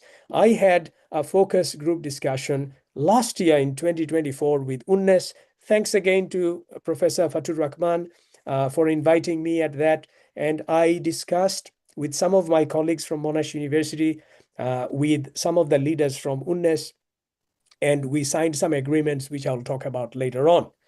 Now, back to Monash University. At the heart of our operation, we have what we call the Strategic Plan 2021 to 2030. In short, we call it Impact 2030. Now, I don't want to talk a lot about the policies, but I want to draw your attention to one particular aspect of Impact 2030 so that we might get or we might extract some lessons from it in terms of thinking about the future direction of UNES. One of the 4 goals that we have in Impact 2030 is the international goal. And if you look at this highlighted section at the bottom, the performance measurement for our international agenda will be measured by the diversification of student and staff populations, which means getting and staff and students engagement from all over the world, and the mobility of students and staff, which means it is also about moving around and transferring knowledge and staff and students to engage with other universities such as UNES, different universities in Southeast Asia, South Asia, Europe, and beyond. On the other hand, the outcomes will be assessed through achievement against the United Nations SDGs, which is today's agenda, as well as in terms of the success of programs with international university partners or networks, including UNES. I will now give you a short example of a successful international collaboration, which I coordinated in the last few years.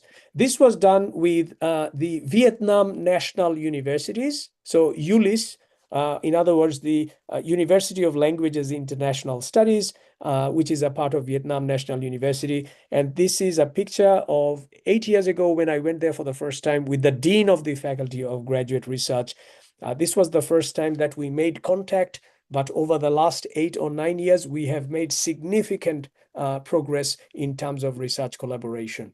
So what we have done so far is I have presented at keynotes annually, and over the last 5 years, we have had students from Vietnam National University visit Monash University, PhD students. We've also had Monash PhD student visit Vietnam National University in Vietnam, Hanoi, present, and most importantly, last year, the Dean of Pasca Sarjana from Vietnam National University and we edited a book which was published from Palgrave Macmillan. And the most interesting thing about that book was that every single chapter in that book was written by at least 2 authors, a PhD student from Monash University and a PhD student from Vietnam National University. And what makes it even more interesting is that these students never met in real life. So as editors, we matched students from the 2 universities in terms of their topics, and we made them come together to collaborate on Zoom and write a paper together. So the publication of this book is a visible demonstration of the success of collaboration between Monash University and Vietnam National University. So that's just an example of some of the things that you can do. This is an image of my first keynote after the keynote at Vietnam National University in Hanoi. And the following year in 2019, we had 6 Monash PhD students in that group who presented in Vietnam. And interestingly, all of these students were from Indonesia, all of them. They were master students, they were PhD students, and I'm sure Anne will recognize Junaid. Can you see Junaid, Anne? He's standing at the back. You must have seen him when he did his PhD here. So it's a coincidence, but it just shows that the collaboration is not just signing a paper, it's not just writing a chapter, but it is actually visiting these universities together, presenting and disseminating their knowledge. And that was followed up by a workshop called Building Bridges, where we discussed collaboration between students. I'll just skip this and just move forward. In 2020, Vietnam National University and Monash University Faculty of Education, we signed an agreement. And that was the first step of our collaboration in an official manner. And this postgraduate student exchange, it allowed students, our students, and their students to contribute and write papers and attend at the two presentation. And this was the result of our partnership. It was the book that I just mentioned that was published last year, involving contributions from students from Vietnam National University and Monash University. And that only happened because they knew each other and they visited each other's universities and all of that. I look forward to doing something with UNNES as well, involving our students and students from UNNES. But it doesn't stop there. As I said, I've already made contact with Professor Fatur Rahman, with senior leaders at UNNES. And what you can see here is, I think it was in June 2024 when I visited Pasca Sarjana, Sekolah Pasca Sarjana, and the main campus. You can see me there smiling beside Professor Fatur Rahman in his office. And you can also see me with other leaders, other professors and students and volunteers and academics from UNNES. And I had a lovely time there. And I'm grateful to Professor Fatur Rahman to show me around the programs and the innovation and the sustainable products designed by students and staff of UNNES. So this was my visit in Semarang last year. On the other hand, I also had the great pleasure of being able to host Professor Fatur Rahman at Monash University Clayton campus just a few months before my visit to Semarang. And as part of Professor Fatur's visit, you can see that we signed an agreement between UNNES, Sekolah Pasca Sarjana, and Monash University. And he was accompanied by Ibu, and he was also accompanied by some other professors from UNNES. And on the right-hand side, you can see some of my students, including Fatona Suraya, wearing a green hijab, who is my final year PhD student. She is about to submit her PhD thesis within a few months. And most interestingly, she worked under Professor Fatur Rahman in Sekolah Pasca Sarjana. So yes, she's a docent from the sports science faculty at UNNES. Raya, I'm not sure if you're in the audience. If you're in the audience, just say hi. So this is just to show that between UNNES and Monash University, we have had two-way collaboration, and I look forward to writing and editing a book together and teaching and inviting staff from UNNES back to Monash University once again. So back to Impact 2013, one of the most important aspects of collaboration as far as the Monash agenda is concerned is to increase international research alliance, which means not just to present at conferences, but to write papers together, to publish together, to present at conferences together, and to disseminate the common scholarship that we have from two universities all around the world. And this would be measured through several yardsticks. And that would include surveys, that would include the number of publications, the number of completions, and minimizing student management issues, a culture of respect and accountability, and all of that. And I look forward to that. Now, this is my last slide. And this would be on some of my recommendations for strengthening UNNES's global and national standing. And once again, in the spirit of what I said at the beginning, this is my humble approach to suggesting my colleagues at UNNES without any kind of patronizing, without assuming that Monash University is better, but in a mutual spirit of understanding, here are some suggestions for us to collaborate in the future. I think we both need to enhance research visibility, both through publications from lecturers and publications from graduate students, S2 and S3 students. So publications, not just agreements, but publishing together. We need to deepen international partnerships by signing contracts, by doing FGDs, but at the same time also doing funded research, applying for funding, things like that.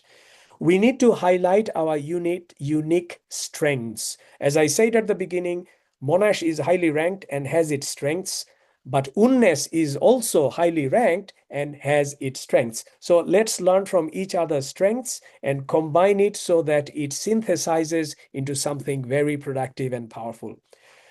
Obviously, in response to the digitization of higher education, we need to boost and enhance our digital and global presence through technology, through digital literacy, through curriculum and course development and all of that. We need to invest more financially in postgraduate and research training because we all know that research can be expensive, and without financial backing, it is very difficult, not just for students, but also for staff to conduct large-scale research, such as my colleague, Dr. N. Suryani, was presenting. A large-scale research involving hundreds of participants needs money. So we need to invest more. And finally, we also need to align with global sustainability agendas, and that is not just for the improvement of national economy, but it's a more cosmopolitan view of looking at the betterment of humankind, and that's where the SDGs come in, and in it we are all together. Thank you very much. Terima kasih. It's my great pleasure to talk here, and I'll be happy to answer your questions later on. Thank you very much. Thank you very much, Dr. Rocky, for your sharing the experience in your research field. Your presentation was very insightful, and we give a big applause to Dr. Rocky by press the button reaction. Okay, now Q&A session. I would like to invite questions from audience. You can ask directly to Dr. N and Dr. Rocky. Don't forget to mention your name, institution, and state to which presenter you address your question. Okay, we have one question from chat box from Dewi Angelina. My name is Dewi Angelina. I would like to ask to Dr. N, in your opinion, what strategies or pedagogical approach can be implemented to strengthen religious tolerance among future teachers? And based on your findings, how do teacher education programs shape pre-service teachers' attitude towards religious diversity and tolerance? Dr. Anna, please give your response to answer Dewi Angelina question. Okay, thank you so much for your interest and your question, Mbak Dewi. So in terms of, okay, let me see. The first question is about strategy or pedagogical approach can be implemented to strengthen religious tolerance among future teachers. So this is quite comprehensive. There is no one absolute solution to solve the problems. What we can do, so there are at least a few things. We can start from ourselves. Okay, so let's look at from the three different layers at the very minimum, at the system level, and then at the school or in this institutional level, and then from individual level, from ourselves. At the system level, revising the religious education curriculum, that's quite important. In terms of integrating the focus, or switching the focus to more on understanding and learning about different religions. So not only about your own religion, but also for with other religions or other faiths. That's one thing. The second point at the institutional level, having a relevant ongoing professional development opportunities for teachers, it's a must.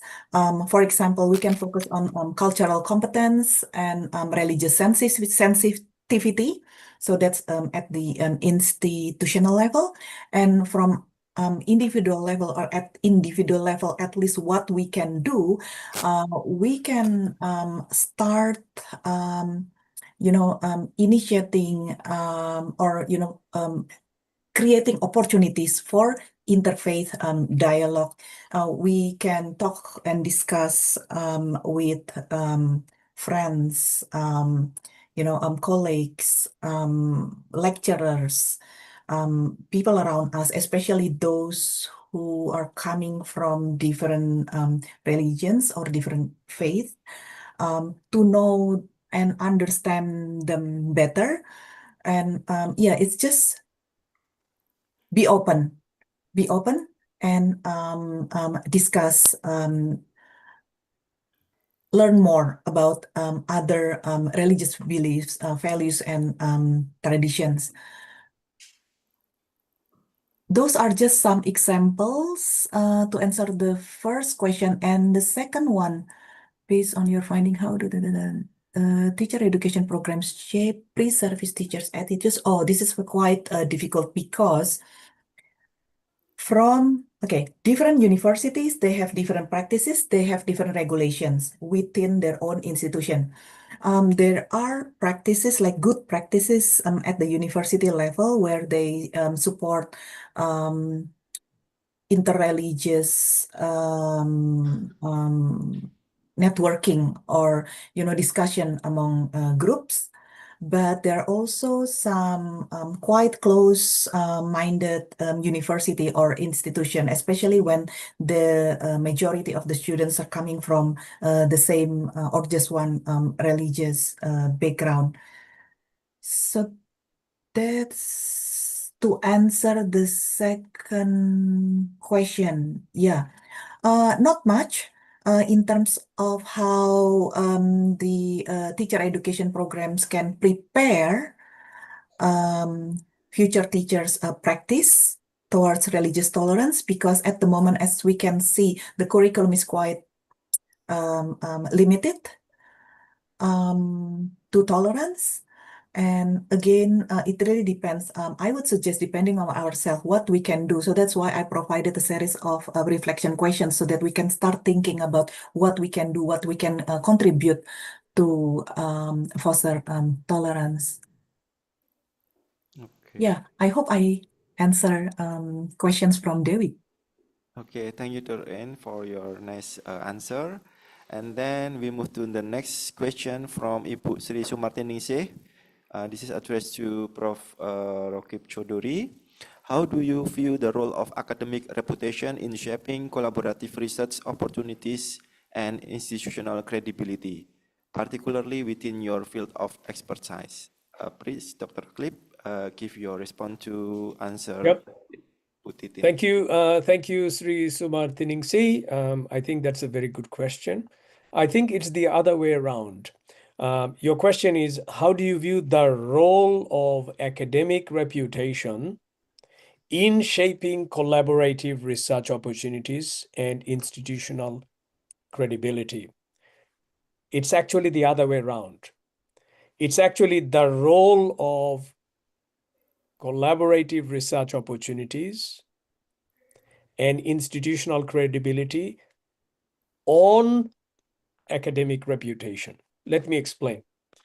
If a university is very highly ranked already, I don't think that helps you to collaborate with others in a meaningful way. But on the other hand, if you collaborate with others in a meaningful way, that can add to the university's reputation and collaboration, not the other way around. Sri Sumartiningsih. So I hope you understand what I mean. And you said particularly within your field of expertise, which is language education and TESOL. So in other words, if I want to say it in simple terms, a university's reputation and ranking, to a very large extent, it depends on collaborative partnerships with other universities for mutual learning and knowledge exchange, but also the production of knowledge, scholarly contribution, teaching and professional development and all of that. All of this adds to a university's reputation. But if a university is already reputed, that doesn't necessarily make it easier. So in other words, we all have to work together so that we can increase the visibility of our research and enhance the ranking of our universities. I hope that answers your question, Sri Sumartiningsi. Okay, Thank you. thank you, Dr. Rakib. Nice answer. And the last question for this plenary session, the question is for Dr. Rakib from Habibi. Based on Monash University's journey in building international academic reputation, what research topic in education would you consider most strategic for Indonesia's equity program? Particularly if I want to expand my work on multicultural education for future teachers. Maybe you can give us some tips where the interest point from this theme. Thank you very much, Habibi, Fajar Habibi. That's another very good question. So there are two keywords here. One is equity program, so equity, social justice. And the other one is multicultural education. So your question is, what are some of the hot topics for research in education around these themes, right?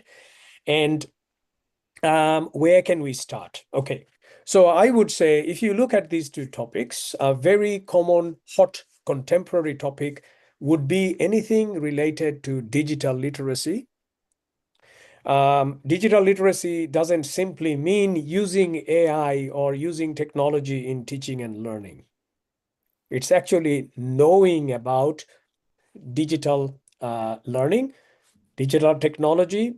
So it is quite metacognitive. When we talk about digital literacy, it's not just using technology. We've been using technology for 30 years. That's not new.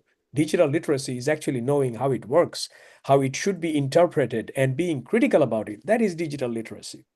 But because you are also bringing in equity and social justice, we also need to talk about not just digital literacy, but the digital divide. We have to talk about the socioeconomic conditions in Indonesia, where there is a privileged group that have access to all these technologies, including AI. And we think everyone has equal access, but no, there are people who don't have access to it because of socioeconomic reasons, because they are in certain regions that are disadvantaged. And because of that, it is not safe or fair or socially just for us to simply invest in and research on digital literacy and use of AI without caring for people who actually don't even have access to these things. So I think access first, and then you can improve the integration of technology. If there is no access, what's the point of integration? And I think that's very, very important. We need to do that. Your next question is, where do we start? Okay. The best way would be read the abstract of recently published articles in top-ranked journals. For that, you don't need subscription. Reading an abstract is free. You don't need to download the whole article. If you keep an eye on recent publications from the last 6 months or 1 year or 2 years, we using certain keywords such as digital literacy, digital divide, equity, etc., you will get a pretty good idea about what are the most important topics that you can choose for your research, whether it's for your thesis or dissertation or scriptsy, or it is for your publication or for your PhD, that is contemporary and important. So just look at the articles of some recently published articles from journals. That would be a good starting point, Habibi. Thank you. Okay, thank you very much, Dr. Rakib, for your nice answer. Thank you very much for all the speaker for the answer, and we apologize could not deliver all the questions to the speaker due to the time limit we have. Ladies and gentlemen, finally we come to the end of this plenary session. I would like to say thanks again for all the presenters for their informative and interesting talk, and to the audience for your participation. And certificate? Huh? Okay. Yeah, okay. Before we finish this session, please give applause to the speaker, Dr. Ain Suryani and Dr. Rakib Chaudhuri. Hopefully, the presentation will be beneficial for everybody. Thank you for your attention. Wassalamualaikum warahmatullahi wabarakatuh. I will give the time back to Master of Ceremony, Miss Hermin. Okay, thank you for Mr. Arif Widiatmoko. Please give Mr. Arif Widiatmoko applause because he is with us in this first session. And thank you for your enlightening presentation, Dr. Anne and Dr. Rakib. Last but not least, thank you for giving us in this first session as moderator, Mr. Arif Widiatmoko, PhD. And on behalf of Graduate School, Director would like to express our sincere gratitude to you for your invaluable contribution as a speaker in our seminar. Your insight and expertise have greatly enriched the discussion and provide immersive value to all attendees. As a token of appreciation, we are pleased to present this certificate to you. Thank you once again, Dr. Anne and Dr. Akib. Please give applause to our speakers. And thank you once again for your time and dedication. Well, ladies and gentlemen, for the next session, in the second session, will be guided by Miss Imas Istiani, SSMA. Good afternoon, Miss Imas. Hello.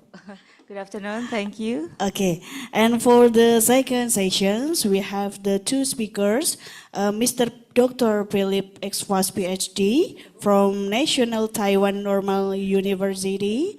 Good afternoon. Good afternoon. Hello. Okay, am I audible? Okay. And for the second speaker is Dr. Intan Salinas from University Pendidikan Sultan Idris, Malaysia. Good afternoon. Yes, good afternoon. Good afternoon. Okay, Ms. Imas Istiani for the second session will be started, so the floor is you. Okay, thank you for the chance given to me, Mrs. Hamin. Okay, Assalamualaikum warahmatullahi wabarakatuh. It's almost afternoon, everyone. Okay, thank you so much for having this seminar to Mr. Fatur Rahman as the director of Sekolah Pasca Sarjana UNES. It is a great chance for us to have this kind of discussion. And also, thank you so much for everyone who joined either online or here at the venue. It is truly an honor for me, Imas Istiani, to be your moderator in this second session. We are having two speakers. The first one is Dr. Intan, and the second one is Dr. Philip. Okay, let me give you a short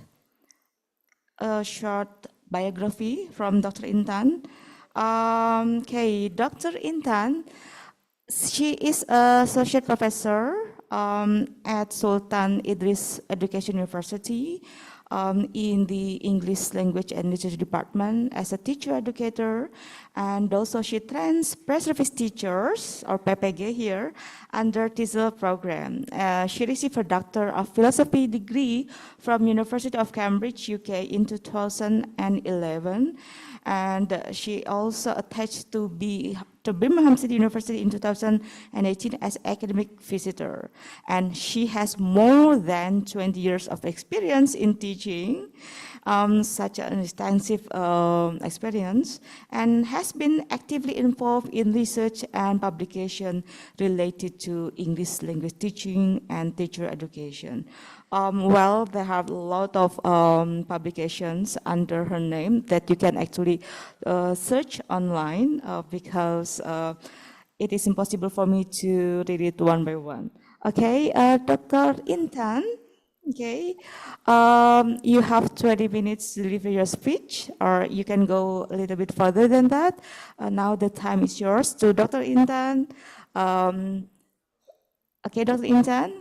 Yes. Okay, can you share your screen, Dr. Intan? I've shared my screen. Is it All visible? right. Thank you so much. Okay, Dr. Intan, the time is yours. Okay, thank you, Miss Imas. First of all, I would like to extend my gratitude to Prof. Fatur Rahman, the director.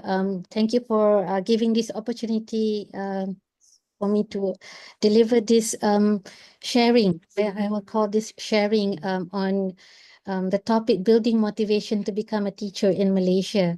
Okay. I think as a teacher trainer myself, as a teacher, and to all of the audience who are also teachers, I think motivation is one of the things that is very crucial to us, right? Without motivation, it's very hard for us to be, to be someone, a teacher who can actually engage our students, our customers, right? Okay, being a teacher for so many years, sometimes I wonder, I wonder whether whether people at my age and teachers with this number of years of teaching, whether they are still motivated or not, right? But I am still motivated.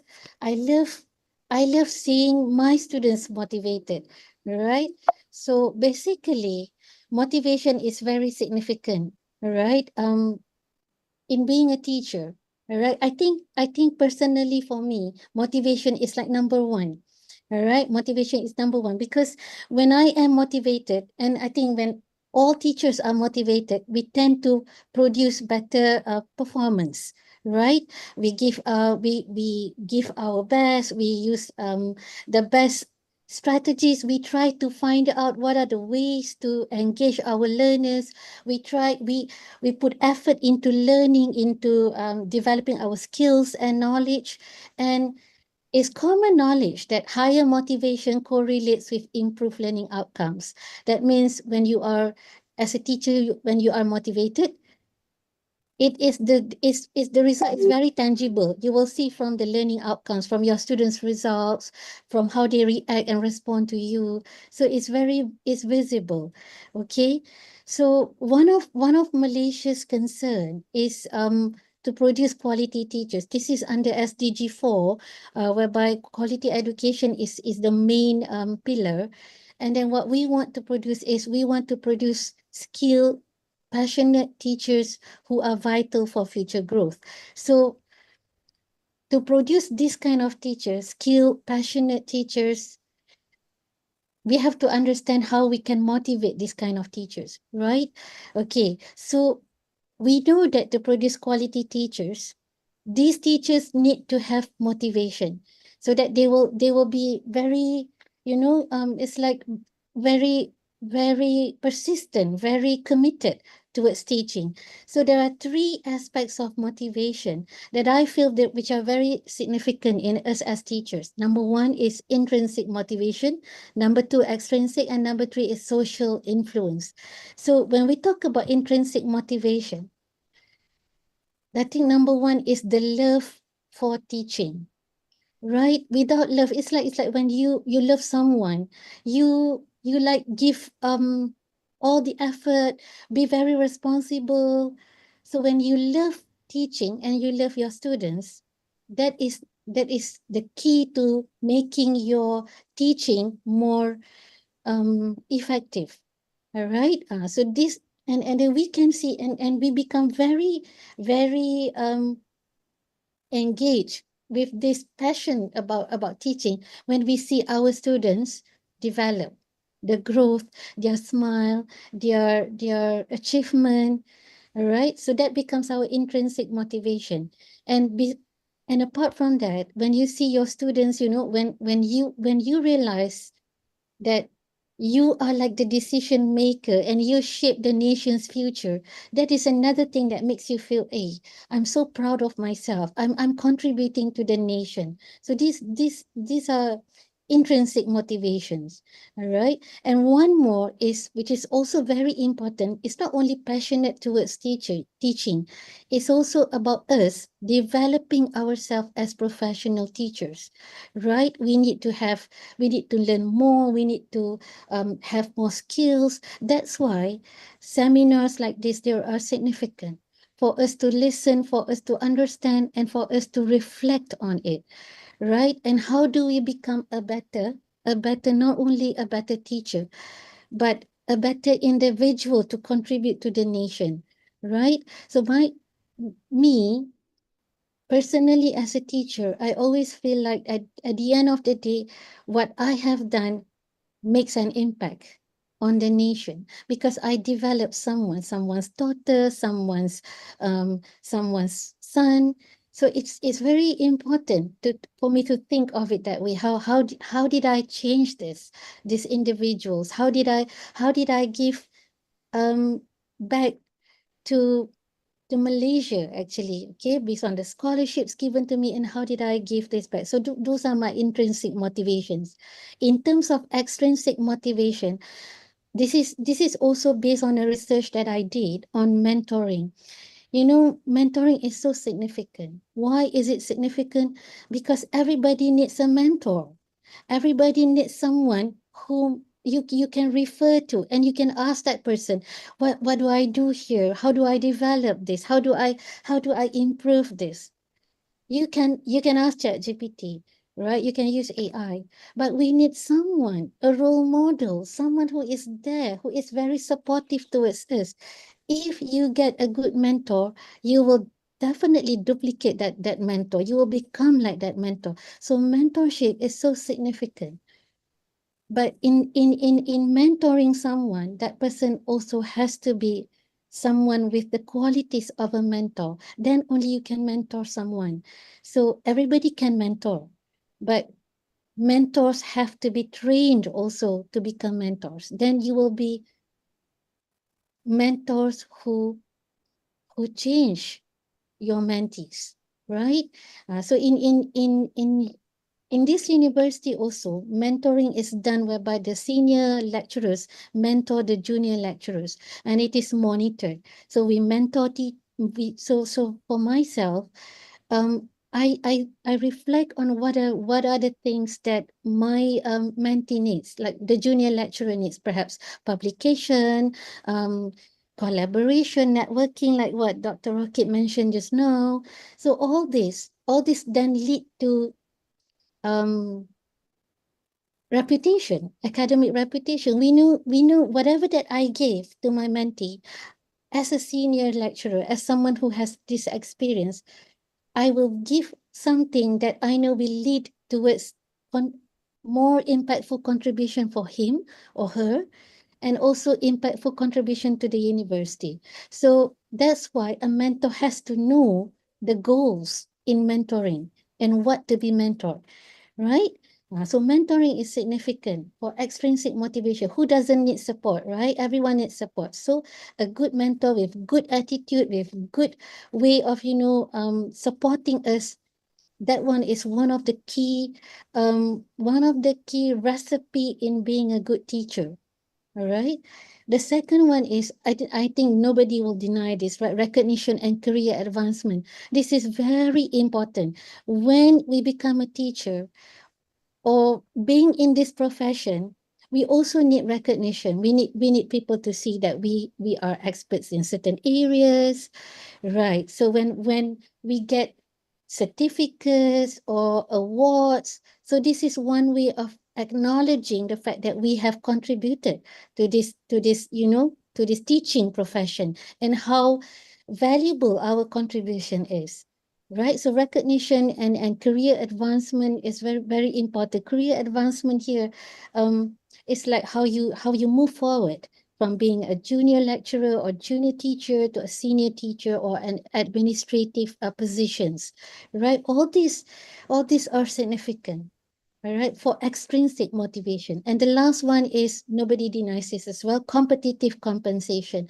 Salary is very important, right? Money, all right? How much does a teacher in Malaysia earn? A junior teacher in Malaysia earn, right? So nowadays, they changed the salary scheme and everything. And fortunately, the teachers' union is very strong in Malaysia.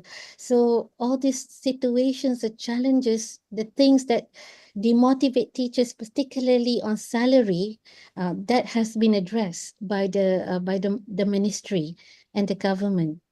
All right. So these are, I think, the main key factors that build that builds our the key factors that build our motivation, extrinsic motivation, and social and cultural factors. I think all of us, I mean, at my age, all right, in the past when I was young, I think this is in the Malaysian context, okay? I feel like teachers are being, put at a level, very high level.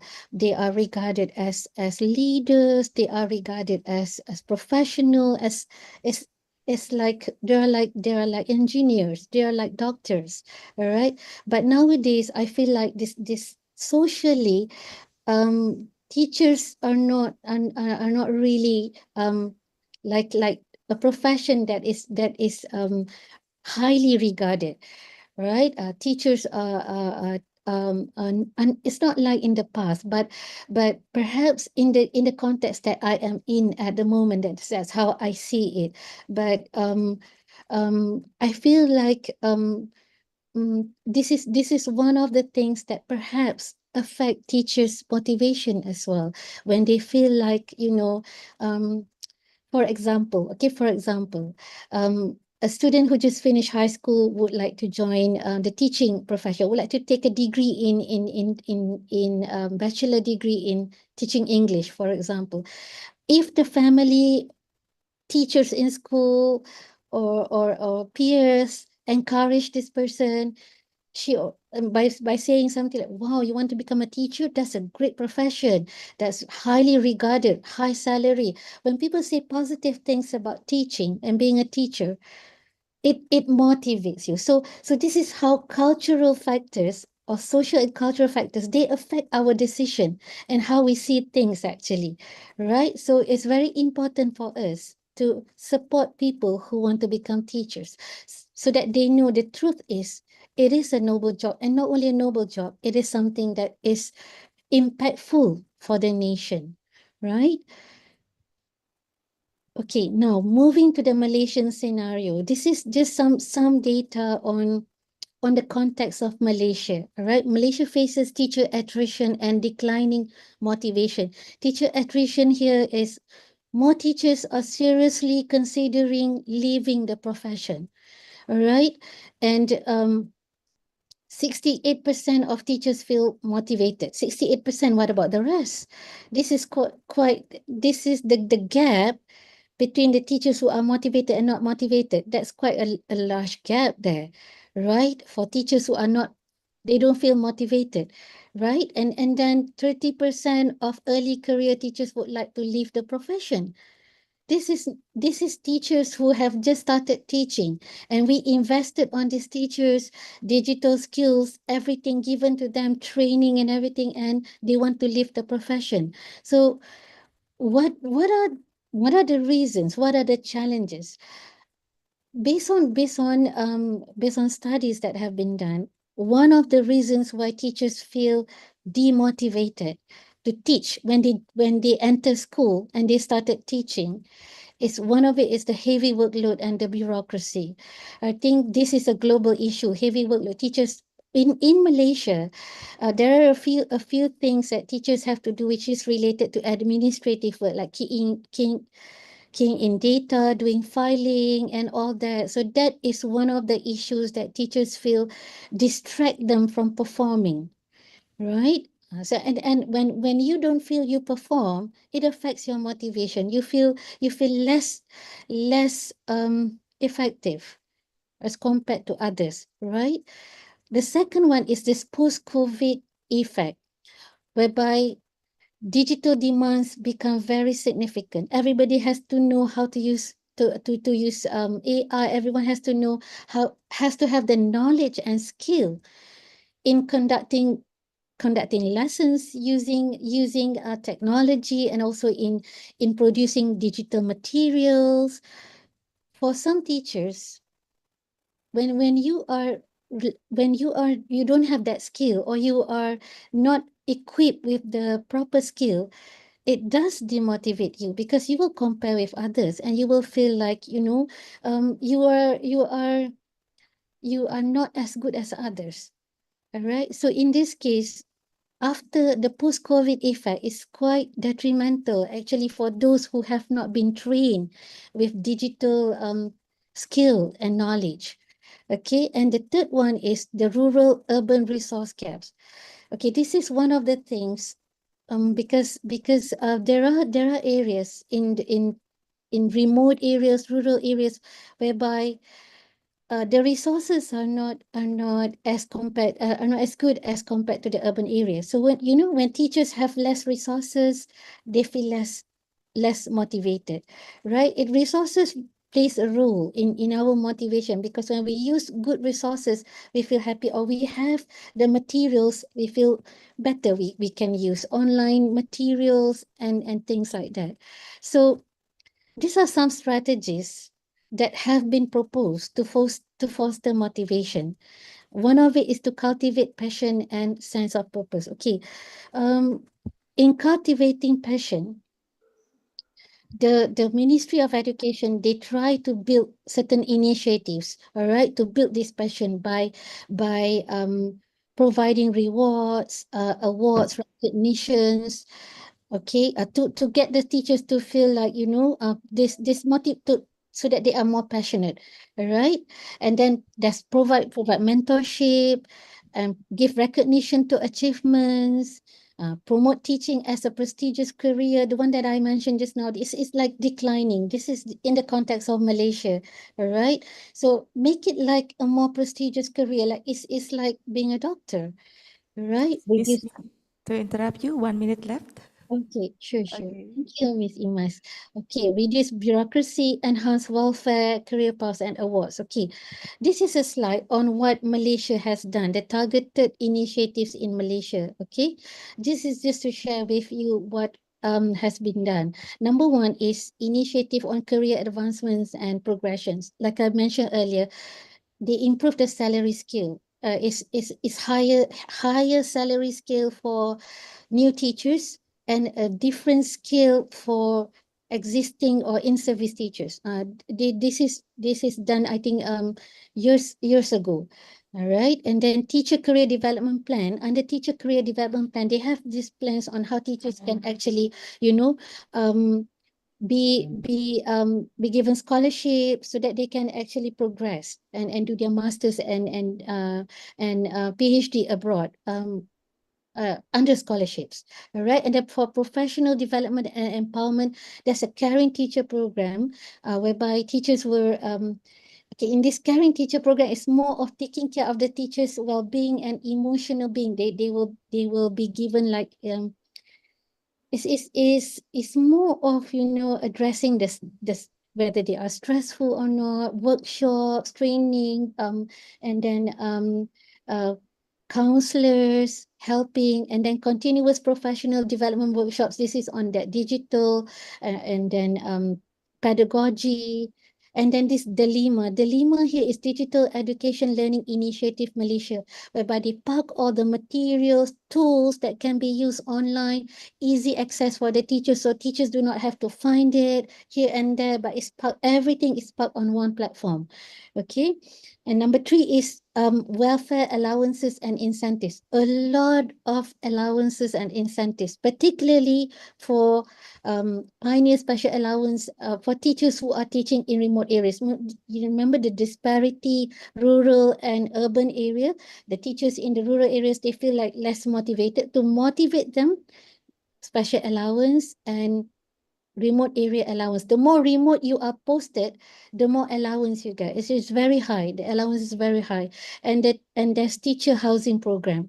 All right, teachers get houses to stay, particularly in remote areas. And the last one, this is the recognition and prestige. We have a lot of awards in school, national awards, state awards. These are all to build their motivation, to make them feel they are appreciated.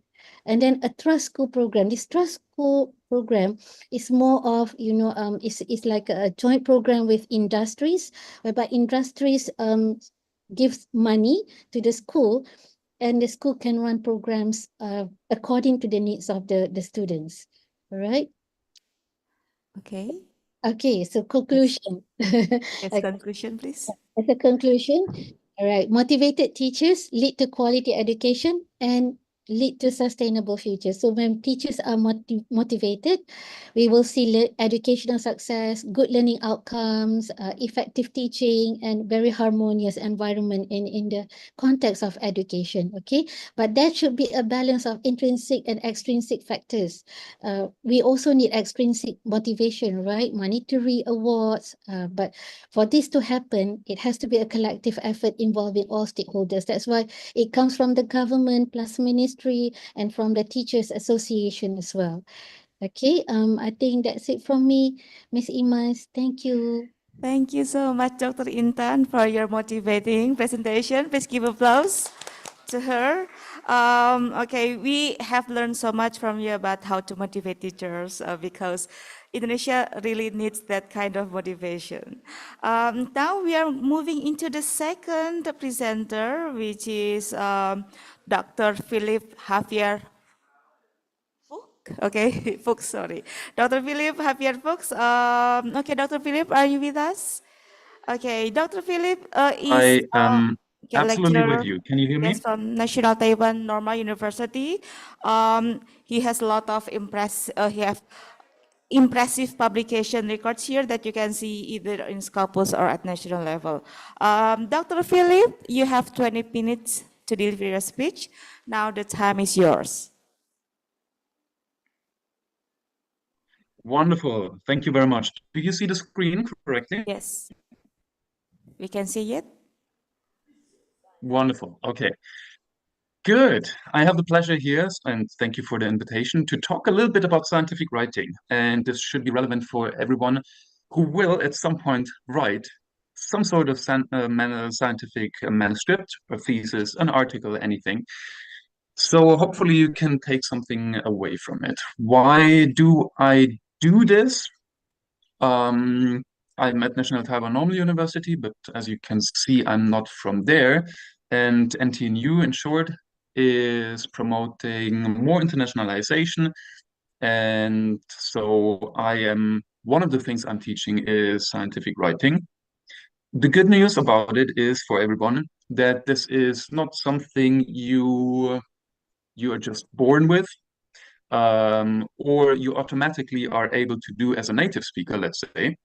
Uh, even as a native speaker, you have to learn these kind of things because scientific writing is a little bit different than how you would write a newspaper article or, for example, a novel. So I guide you through some of the most important things. Today, we will mainly focus on structuring.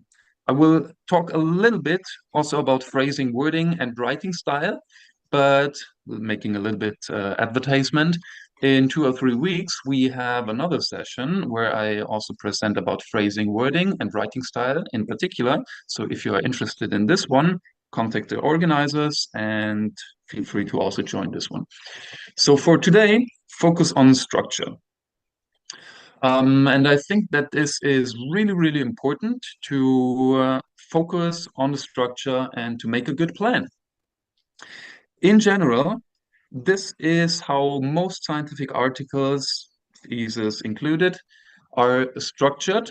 It depends a little bit in some specific subfields of sports. You may have minor deviations, but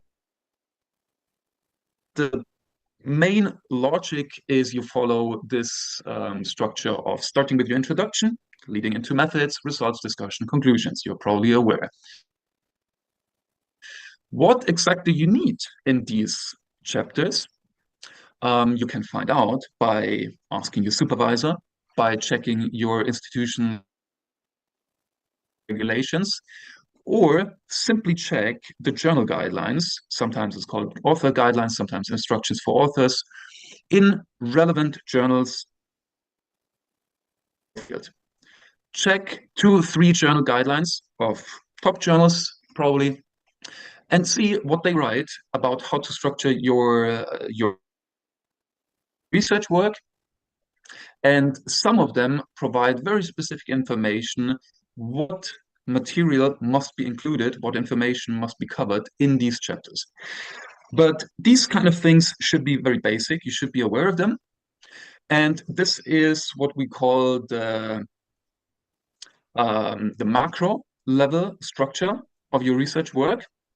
Not only the manuscript itself, but in my opinion, also you should follow this sequence when you implement your own steps. So you should start with exploring background information, understanding the topic really well, and only then developing your research questions, and then only then developing your methodology, how to answer these questions, and so on and so on.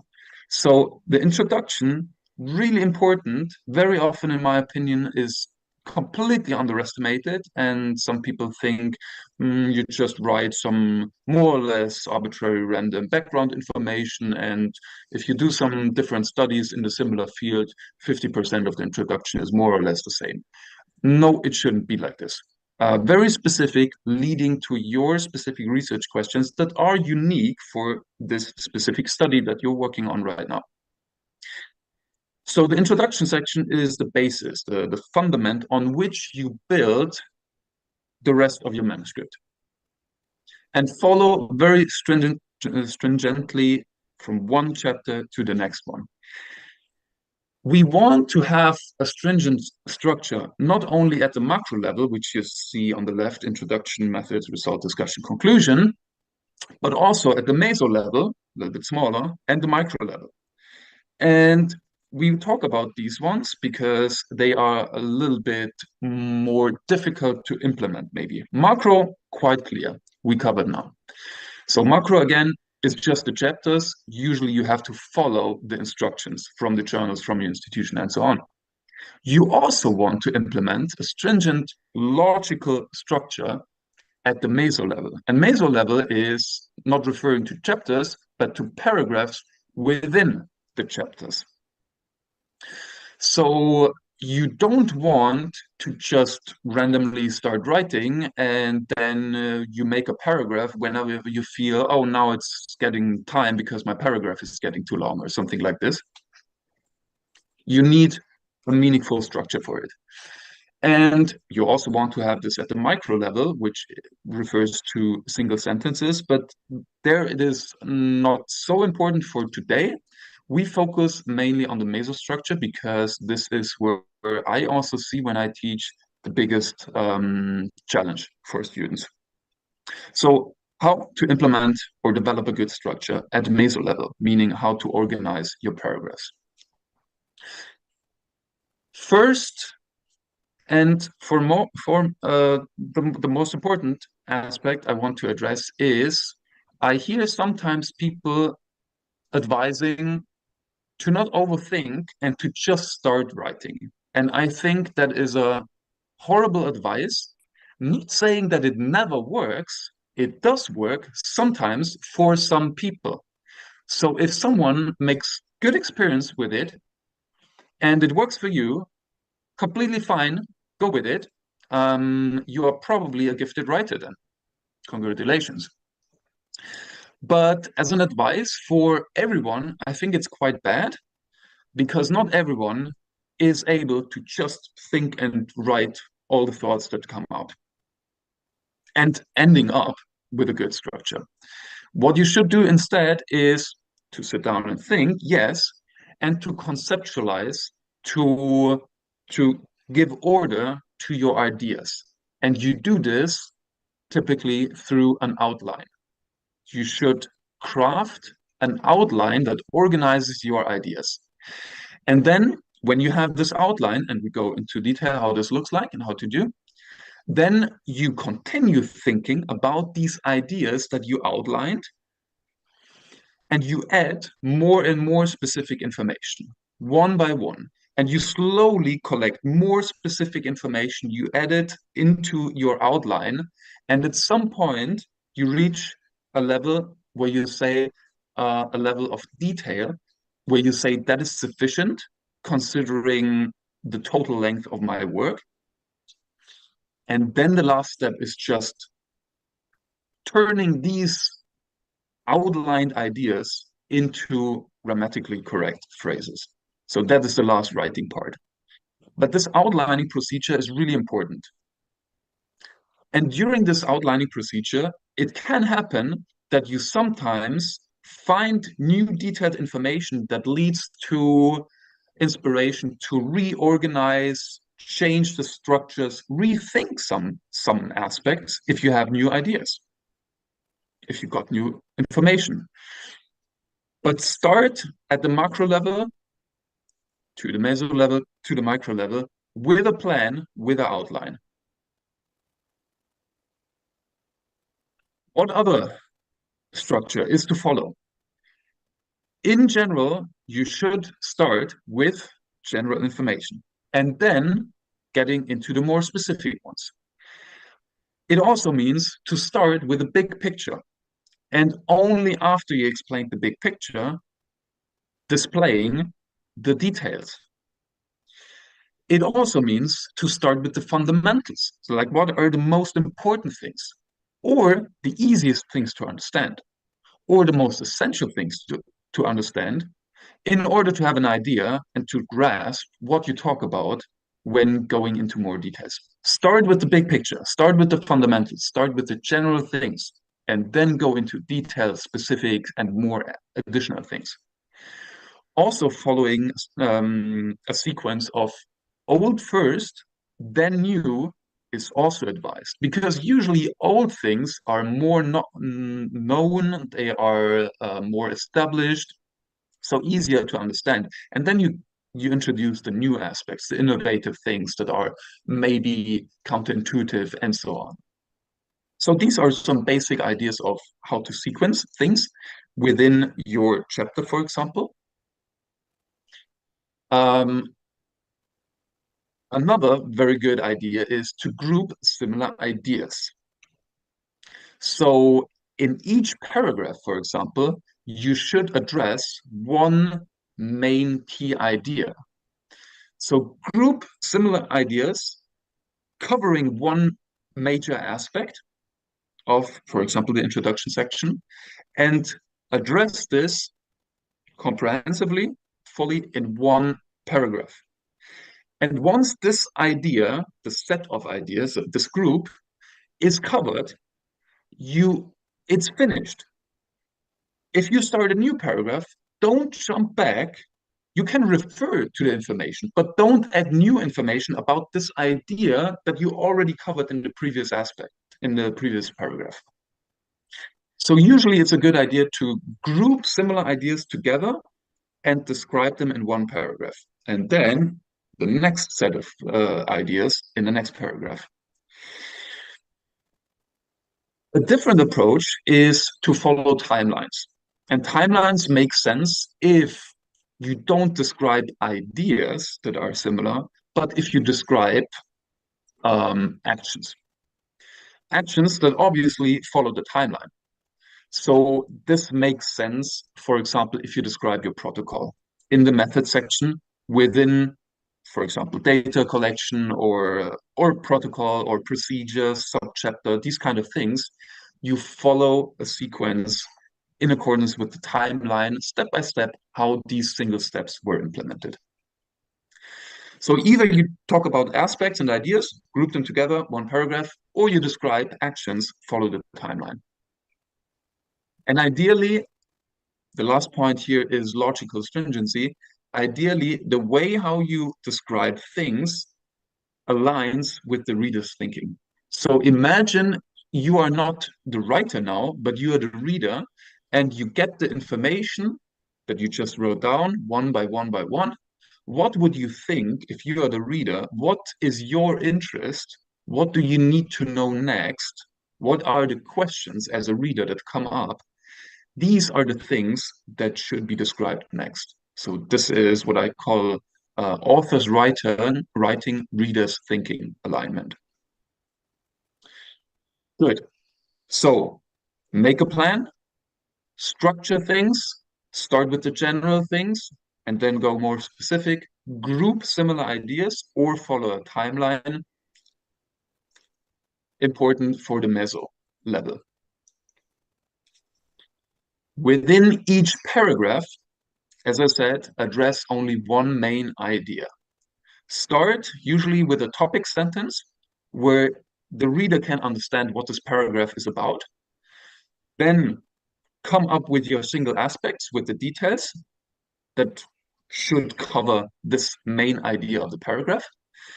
And then finish the paragraph with a concluding sentence that summarizes it up or transitions to the next paragraph, like a quick summary.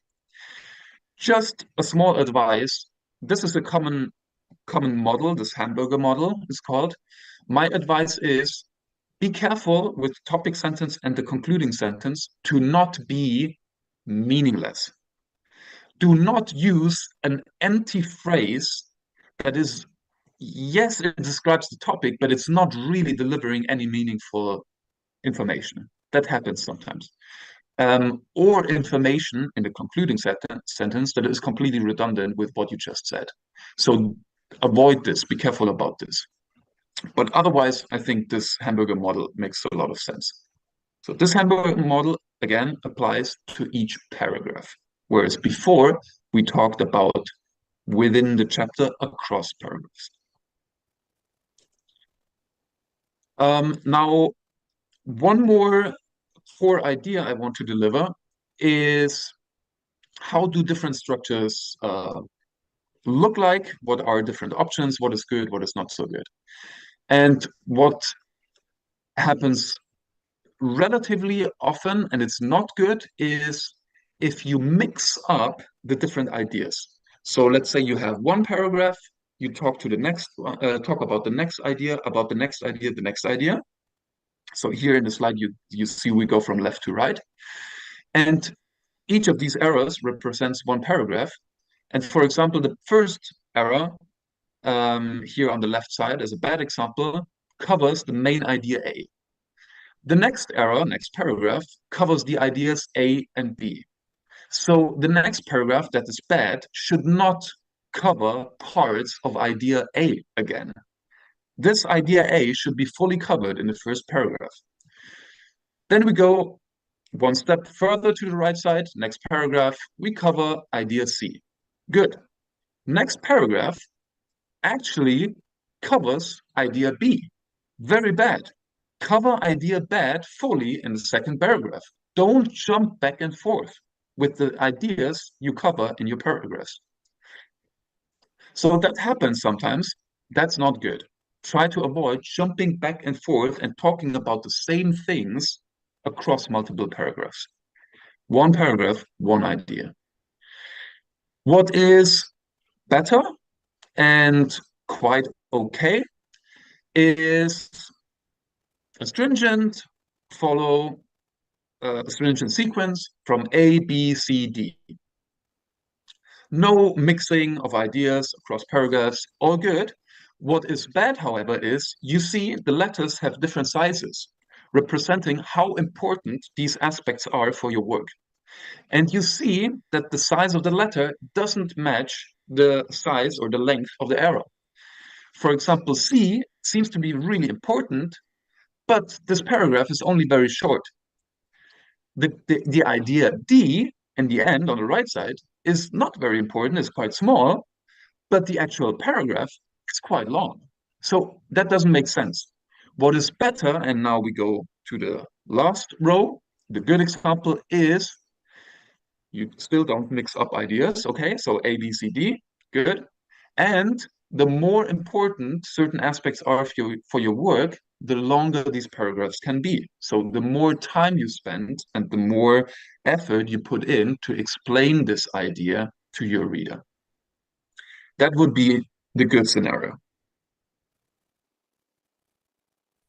Now I want to talk a little bit how to actually implement the outline. Take a picture of this screen because you can watch the video of following this link. And I will give you an example how this outline look very quickly. I give you an example of a conference submission from last year of mine, where I needed to describe, among other things, the methods section of course. And my first step for this outline was to define what kind of others do I need to talk about. And after thinking, I listed samples, procedures, equipment, variables, and statistics. So that was my very first step. Then I continued thinking, what kind of information do I need to cover in each of these subchapters? And I found out, okay, about the sample, I should say how many I have. How do I characterize them? Did I do power analysis? What ethics were considered? For the procedures, quite short and simple. There was a warm-up, and then they did a sprint. Okay. Equipment, how did I measure the data? I used force platforms. How long? I used time gates. Where? Then variables. Okay, I collected the step length, the frequency, contact, and flight time, and then I needed to define statistics. So this is the stage adding more detail into my main structure. And then I continue doing this process and I define what kind of information do I have about this, how many, or about characteristics. So the next step is already, okay, I had 17 sprinters. They were male, they were competitive. I had information about age, body weight, body mass, and so on. Power analysis. Okay, these were my criteria that were relevant to do the power analysis. Ethics, okay, or exclusion criteria. No injuries. I needed written consent. Declaration of Helsinki was followed. You see, these are not full sentences. It's just I write down the ideas and the information I need to cover in the structure. But you already see this is getting quite close to a written method section. So actually what is missing there is just to write it down. And you see the yellow part, equipment, company, city, country, is information I didn't have at the time when I wrote it down. But don't waste time at it. Just mark it. You know you will need to add it later on. Mark it, something is missing there, and continue with your brainstorming and adding your ideas and the details. That is basically getting a good structure. And the last step is just writing it down, which we will do in more detail. And if you are interested, feel free to follow this session in 2 or 3 weeks, contacting the organizers. I stop it at this point because second part will be about wording and writing style. Feel free to join. And time is over for now. So thank you for listening, and thanks to the organizers for making all this possible. And seeing some of you in Semarang very, very soon. Okay, thank you so much for Dr. Philip. Please give us your applause. All right, for your information, Dr. Philip is actually coming to Semarang. 2nd of October. Yeah, tomorrow actually. So perhaps we can meet Dr. Philip. All right. Now there have been a huge number of questions on the chat box in the Zoom. Okay, first probably to Dr. Intan. Dr. Intan, I counted that there are around 7 questions in total at the Zoom chat. Do you want me to choose, or you can choose yourself? Probably 2 questions because our time is actually limited. Right. Perhaps I'll just address the first 2 questions. Yes, please, 2 questions addressed. Questions, okay. I think there's one question that asks about in what ways can teachers sustain their motivation in the when with limited resources, when they are faced with limited resources. Okay, I think this is one thing when we are put in a context whereby unfortunately it's a remote area and then we have a lot of limitations. I think perhaps one of the ways that usually we think about our survival skill, right? In a way, how do we actually motivate ourselves? For the extrinsic motivation, the one that I mentioned, that's why the Malaysian government, they these allowances for remote areas, and I think in Indonesia also you have this. It's to settle this in a way it's not to settle issues, but in a way it's to reward people, teachers who are willing to sacrifice and stay in remote areas. Okay, that's one way, rewarding them, or acknowledging the fact that they sacrifice, or they put themselves into this, they are given this situation. Okay, and for teachers who are in this situation, perhaps this is based on what I have experienced and my students experience as well. They build their own They build relationships with people, the community, with their students' parents. They feel like when they are more connected to the people in the area, and the people also, respect and see them as, an impactful teacher. They feel that is the intrinsic motivation that leads them towards, staying in the school and keep working, giving their best to the school. All right, although the limited resources. Um, and and um, and I think that there are many ways of perhaps thinking about how we can adapt to this situation. But maybe one of the things is to lower our expectations or to adjust our expectations. All right, we know that we are in a remote area with less. We can't help it because it's how it is. We are posted to certain areas we can't choose, but we have to perhaps lessen our expectations and reward even small achievements so that we feel we are valued and we are at a level that we're we're we're, we're relevant. We contributed something. All right. So I think that will be my suggestions. If we are posted in an area with less resources, with limited facilities. All right. Okay, so that's it for the first question. For the second question, okay, this is a good question. The first one also good question. Second one also good. Oh, this the questions posted in the chat box, very challenging questions. Okay, the second question quite challenging, but okay. The question is, to what extent does the remuneration influence teachers' motivation? How does this to what extent they affect motivation of the teachers, right? I think one of the reasons why the rewards or the remuneration, the salary they were, they were revised, is to make the teachers feel valued. Sometimes we feel like when there's less salary or less benefits, less value. More benefits, more salary, more value. Perhaps, this is one of the reasons is to make the teachers feel that they are valuable. They not only feel, to make them realize they are valuable. All right. Okay, so that is one question. There's another question about how can this be this model, Malaysian model, can be established in Indonesia. I'm not sure about that.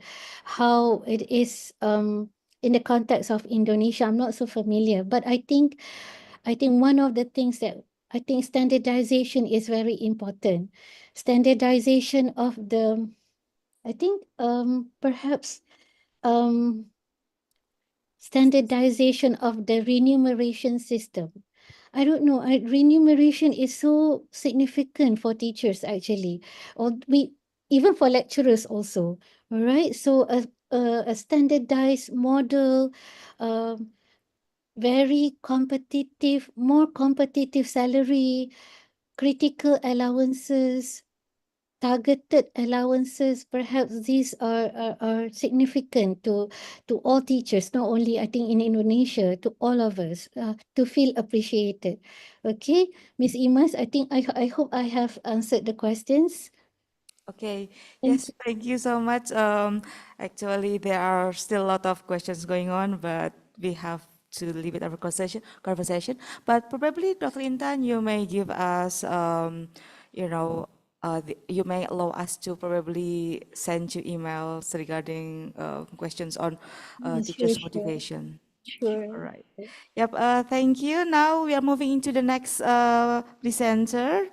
Dr. Philip, there are three questions. You may choose two questions yourself to address. Okay, okay. I think I Yes. can go through all three of them Oh, quite okay. quickly. Sure. The first one, sometimes students feel that writing under strict rules can limit creativity. How to deal with it, basically. I think creativity is it needs freedom. So if you are a creative writer and you don't struggle starting and you have so many ideas and so on, and you like this process, then okay, don't feel limited by strictly following my suggestion. Do your writing style, do whatever works for you, and then I just recommend afterwards, check the structure using what I just lectured about. Use these insights afterwards to make sure to check if your structure makes sense, if the paragraph length is appropriate for the importance of these ideas. Do you follow from general to specific and so on? That can completely work this way.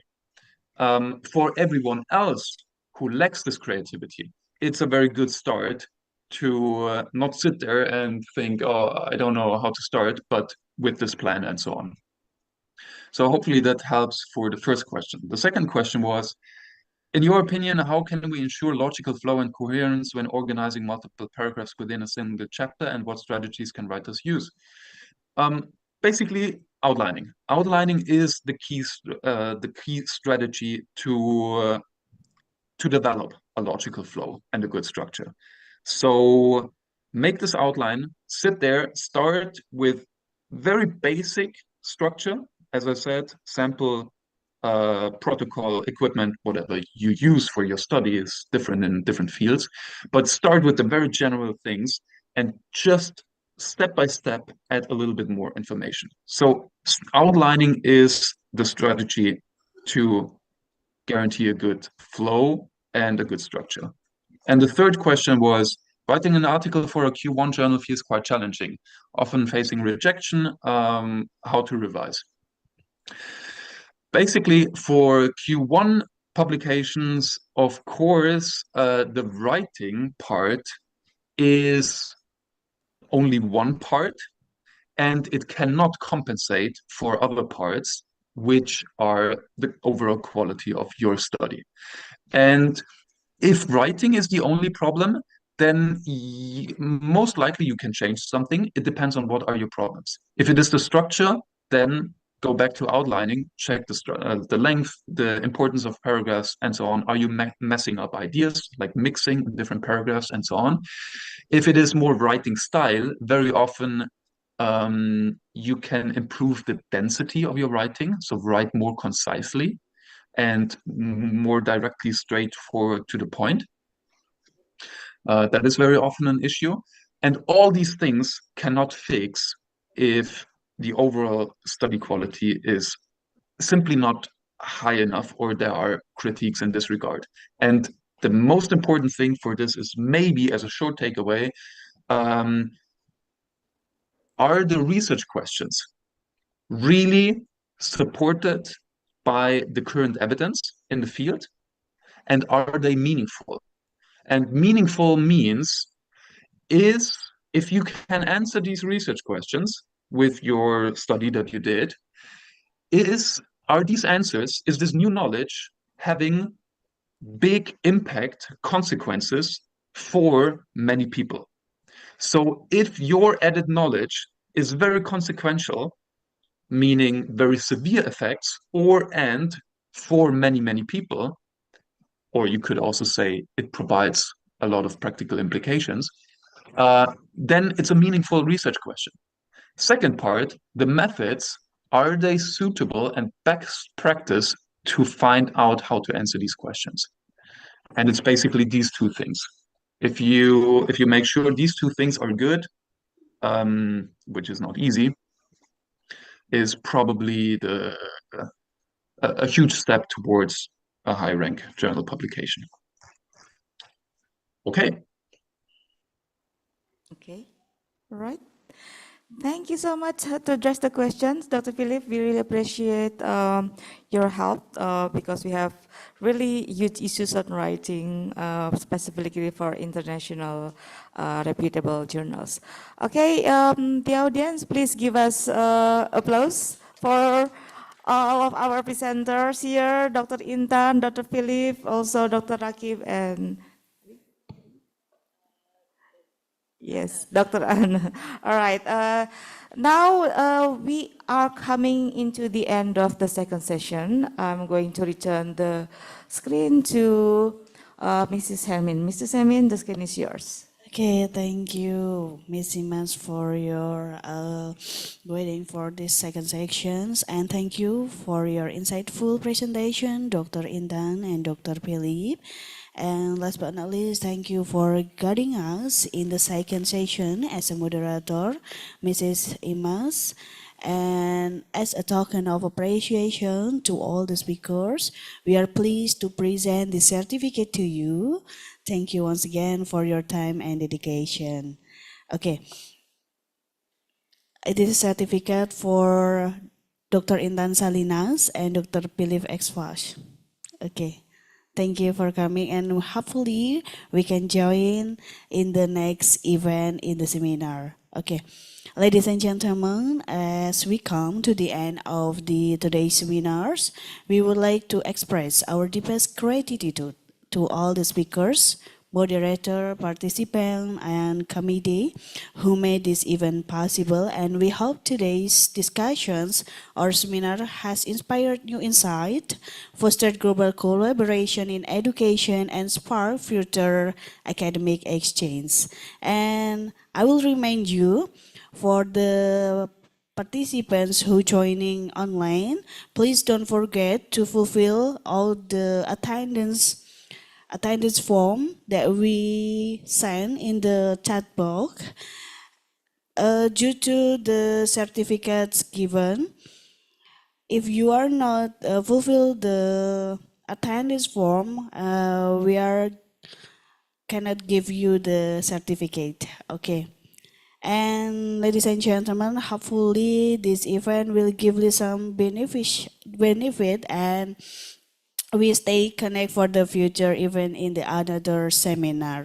Okay, that the end of our seminar today in the international seminar. Thank you for your coming, and thank you for being with us today, and have wonderful a day ahead, and see you on the next event. Wassalamualaikum warahmatullahi wabarakatuh.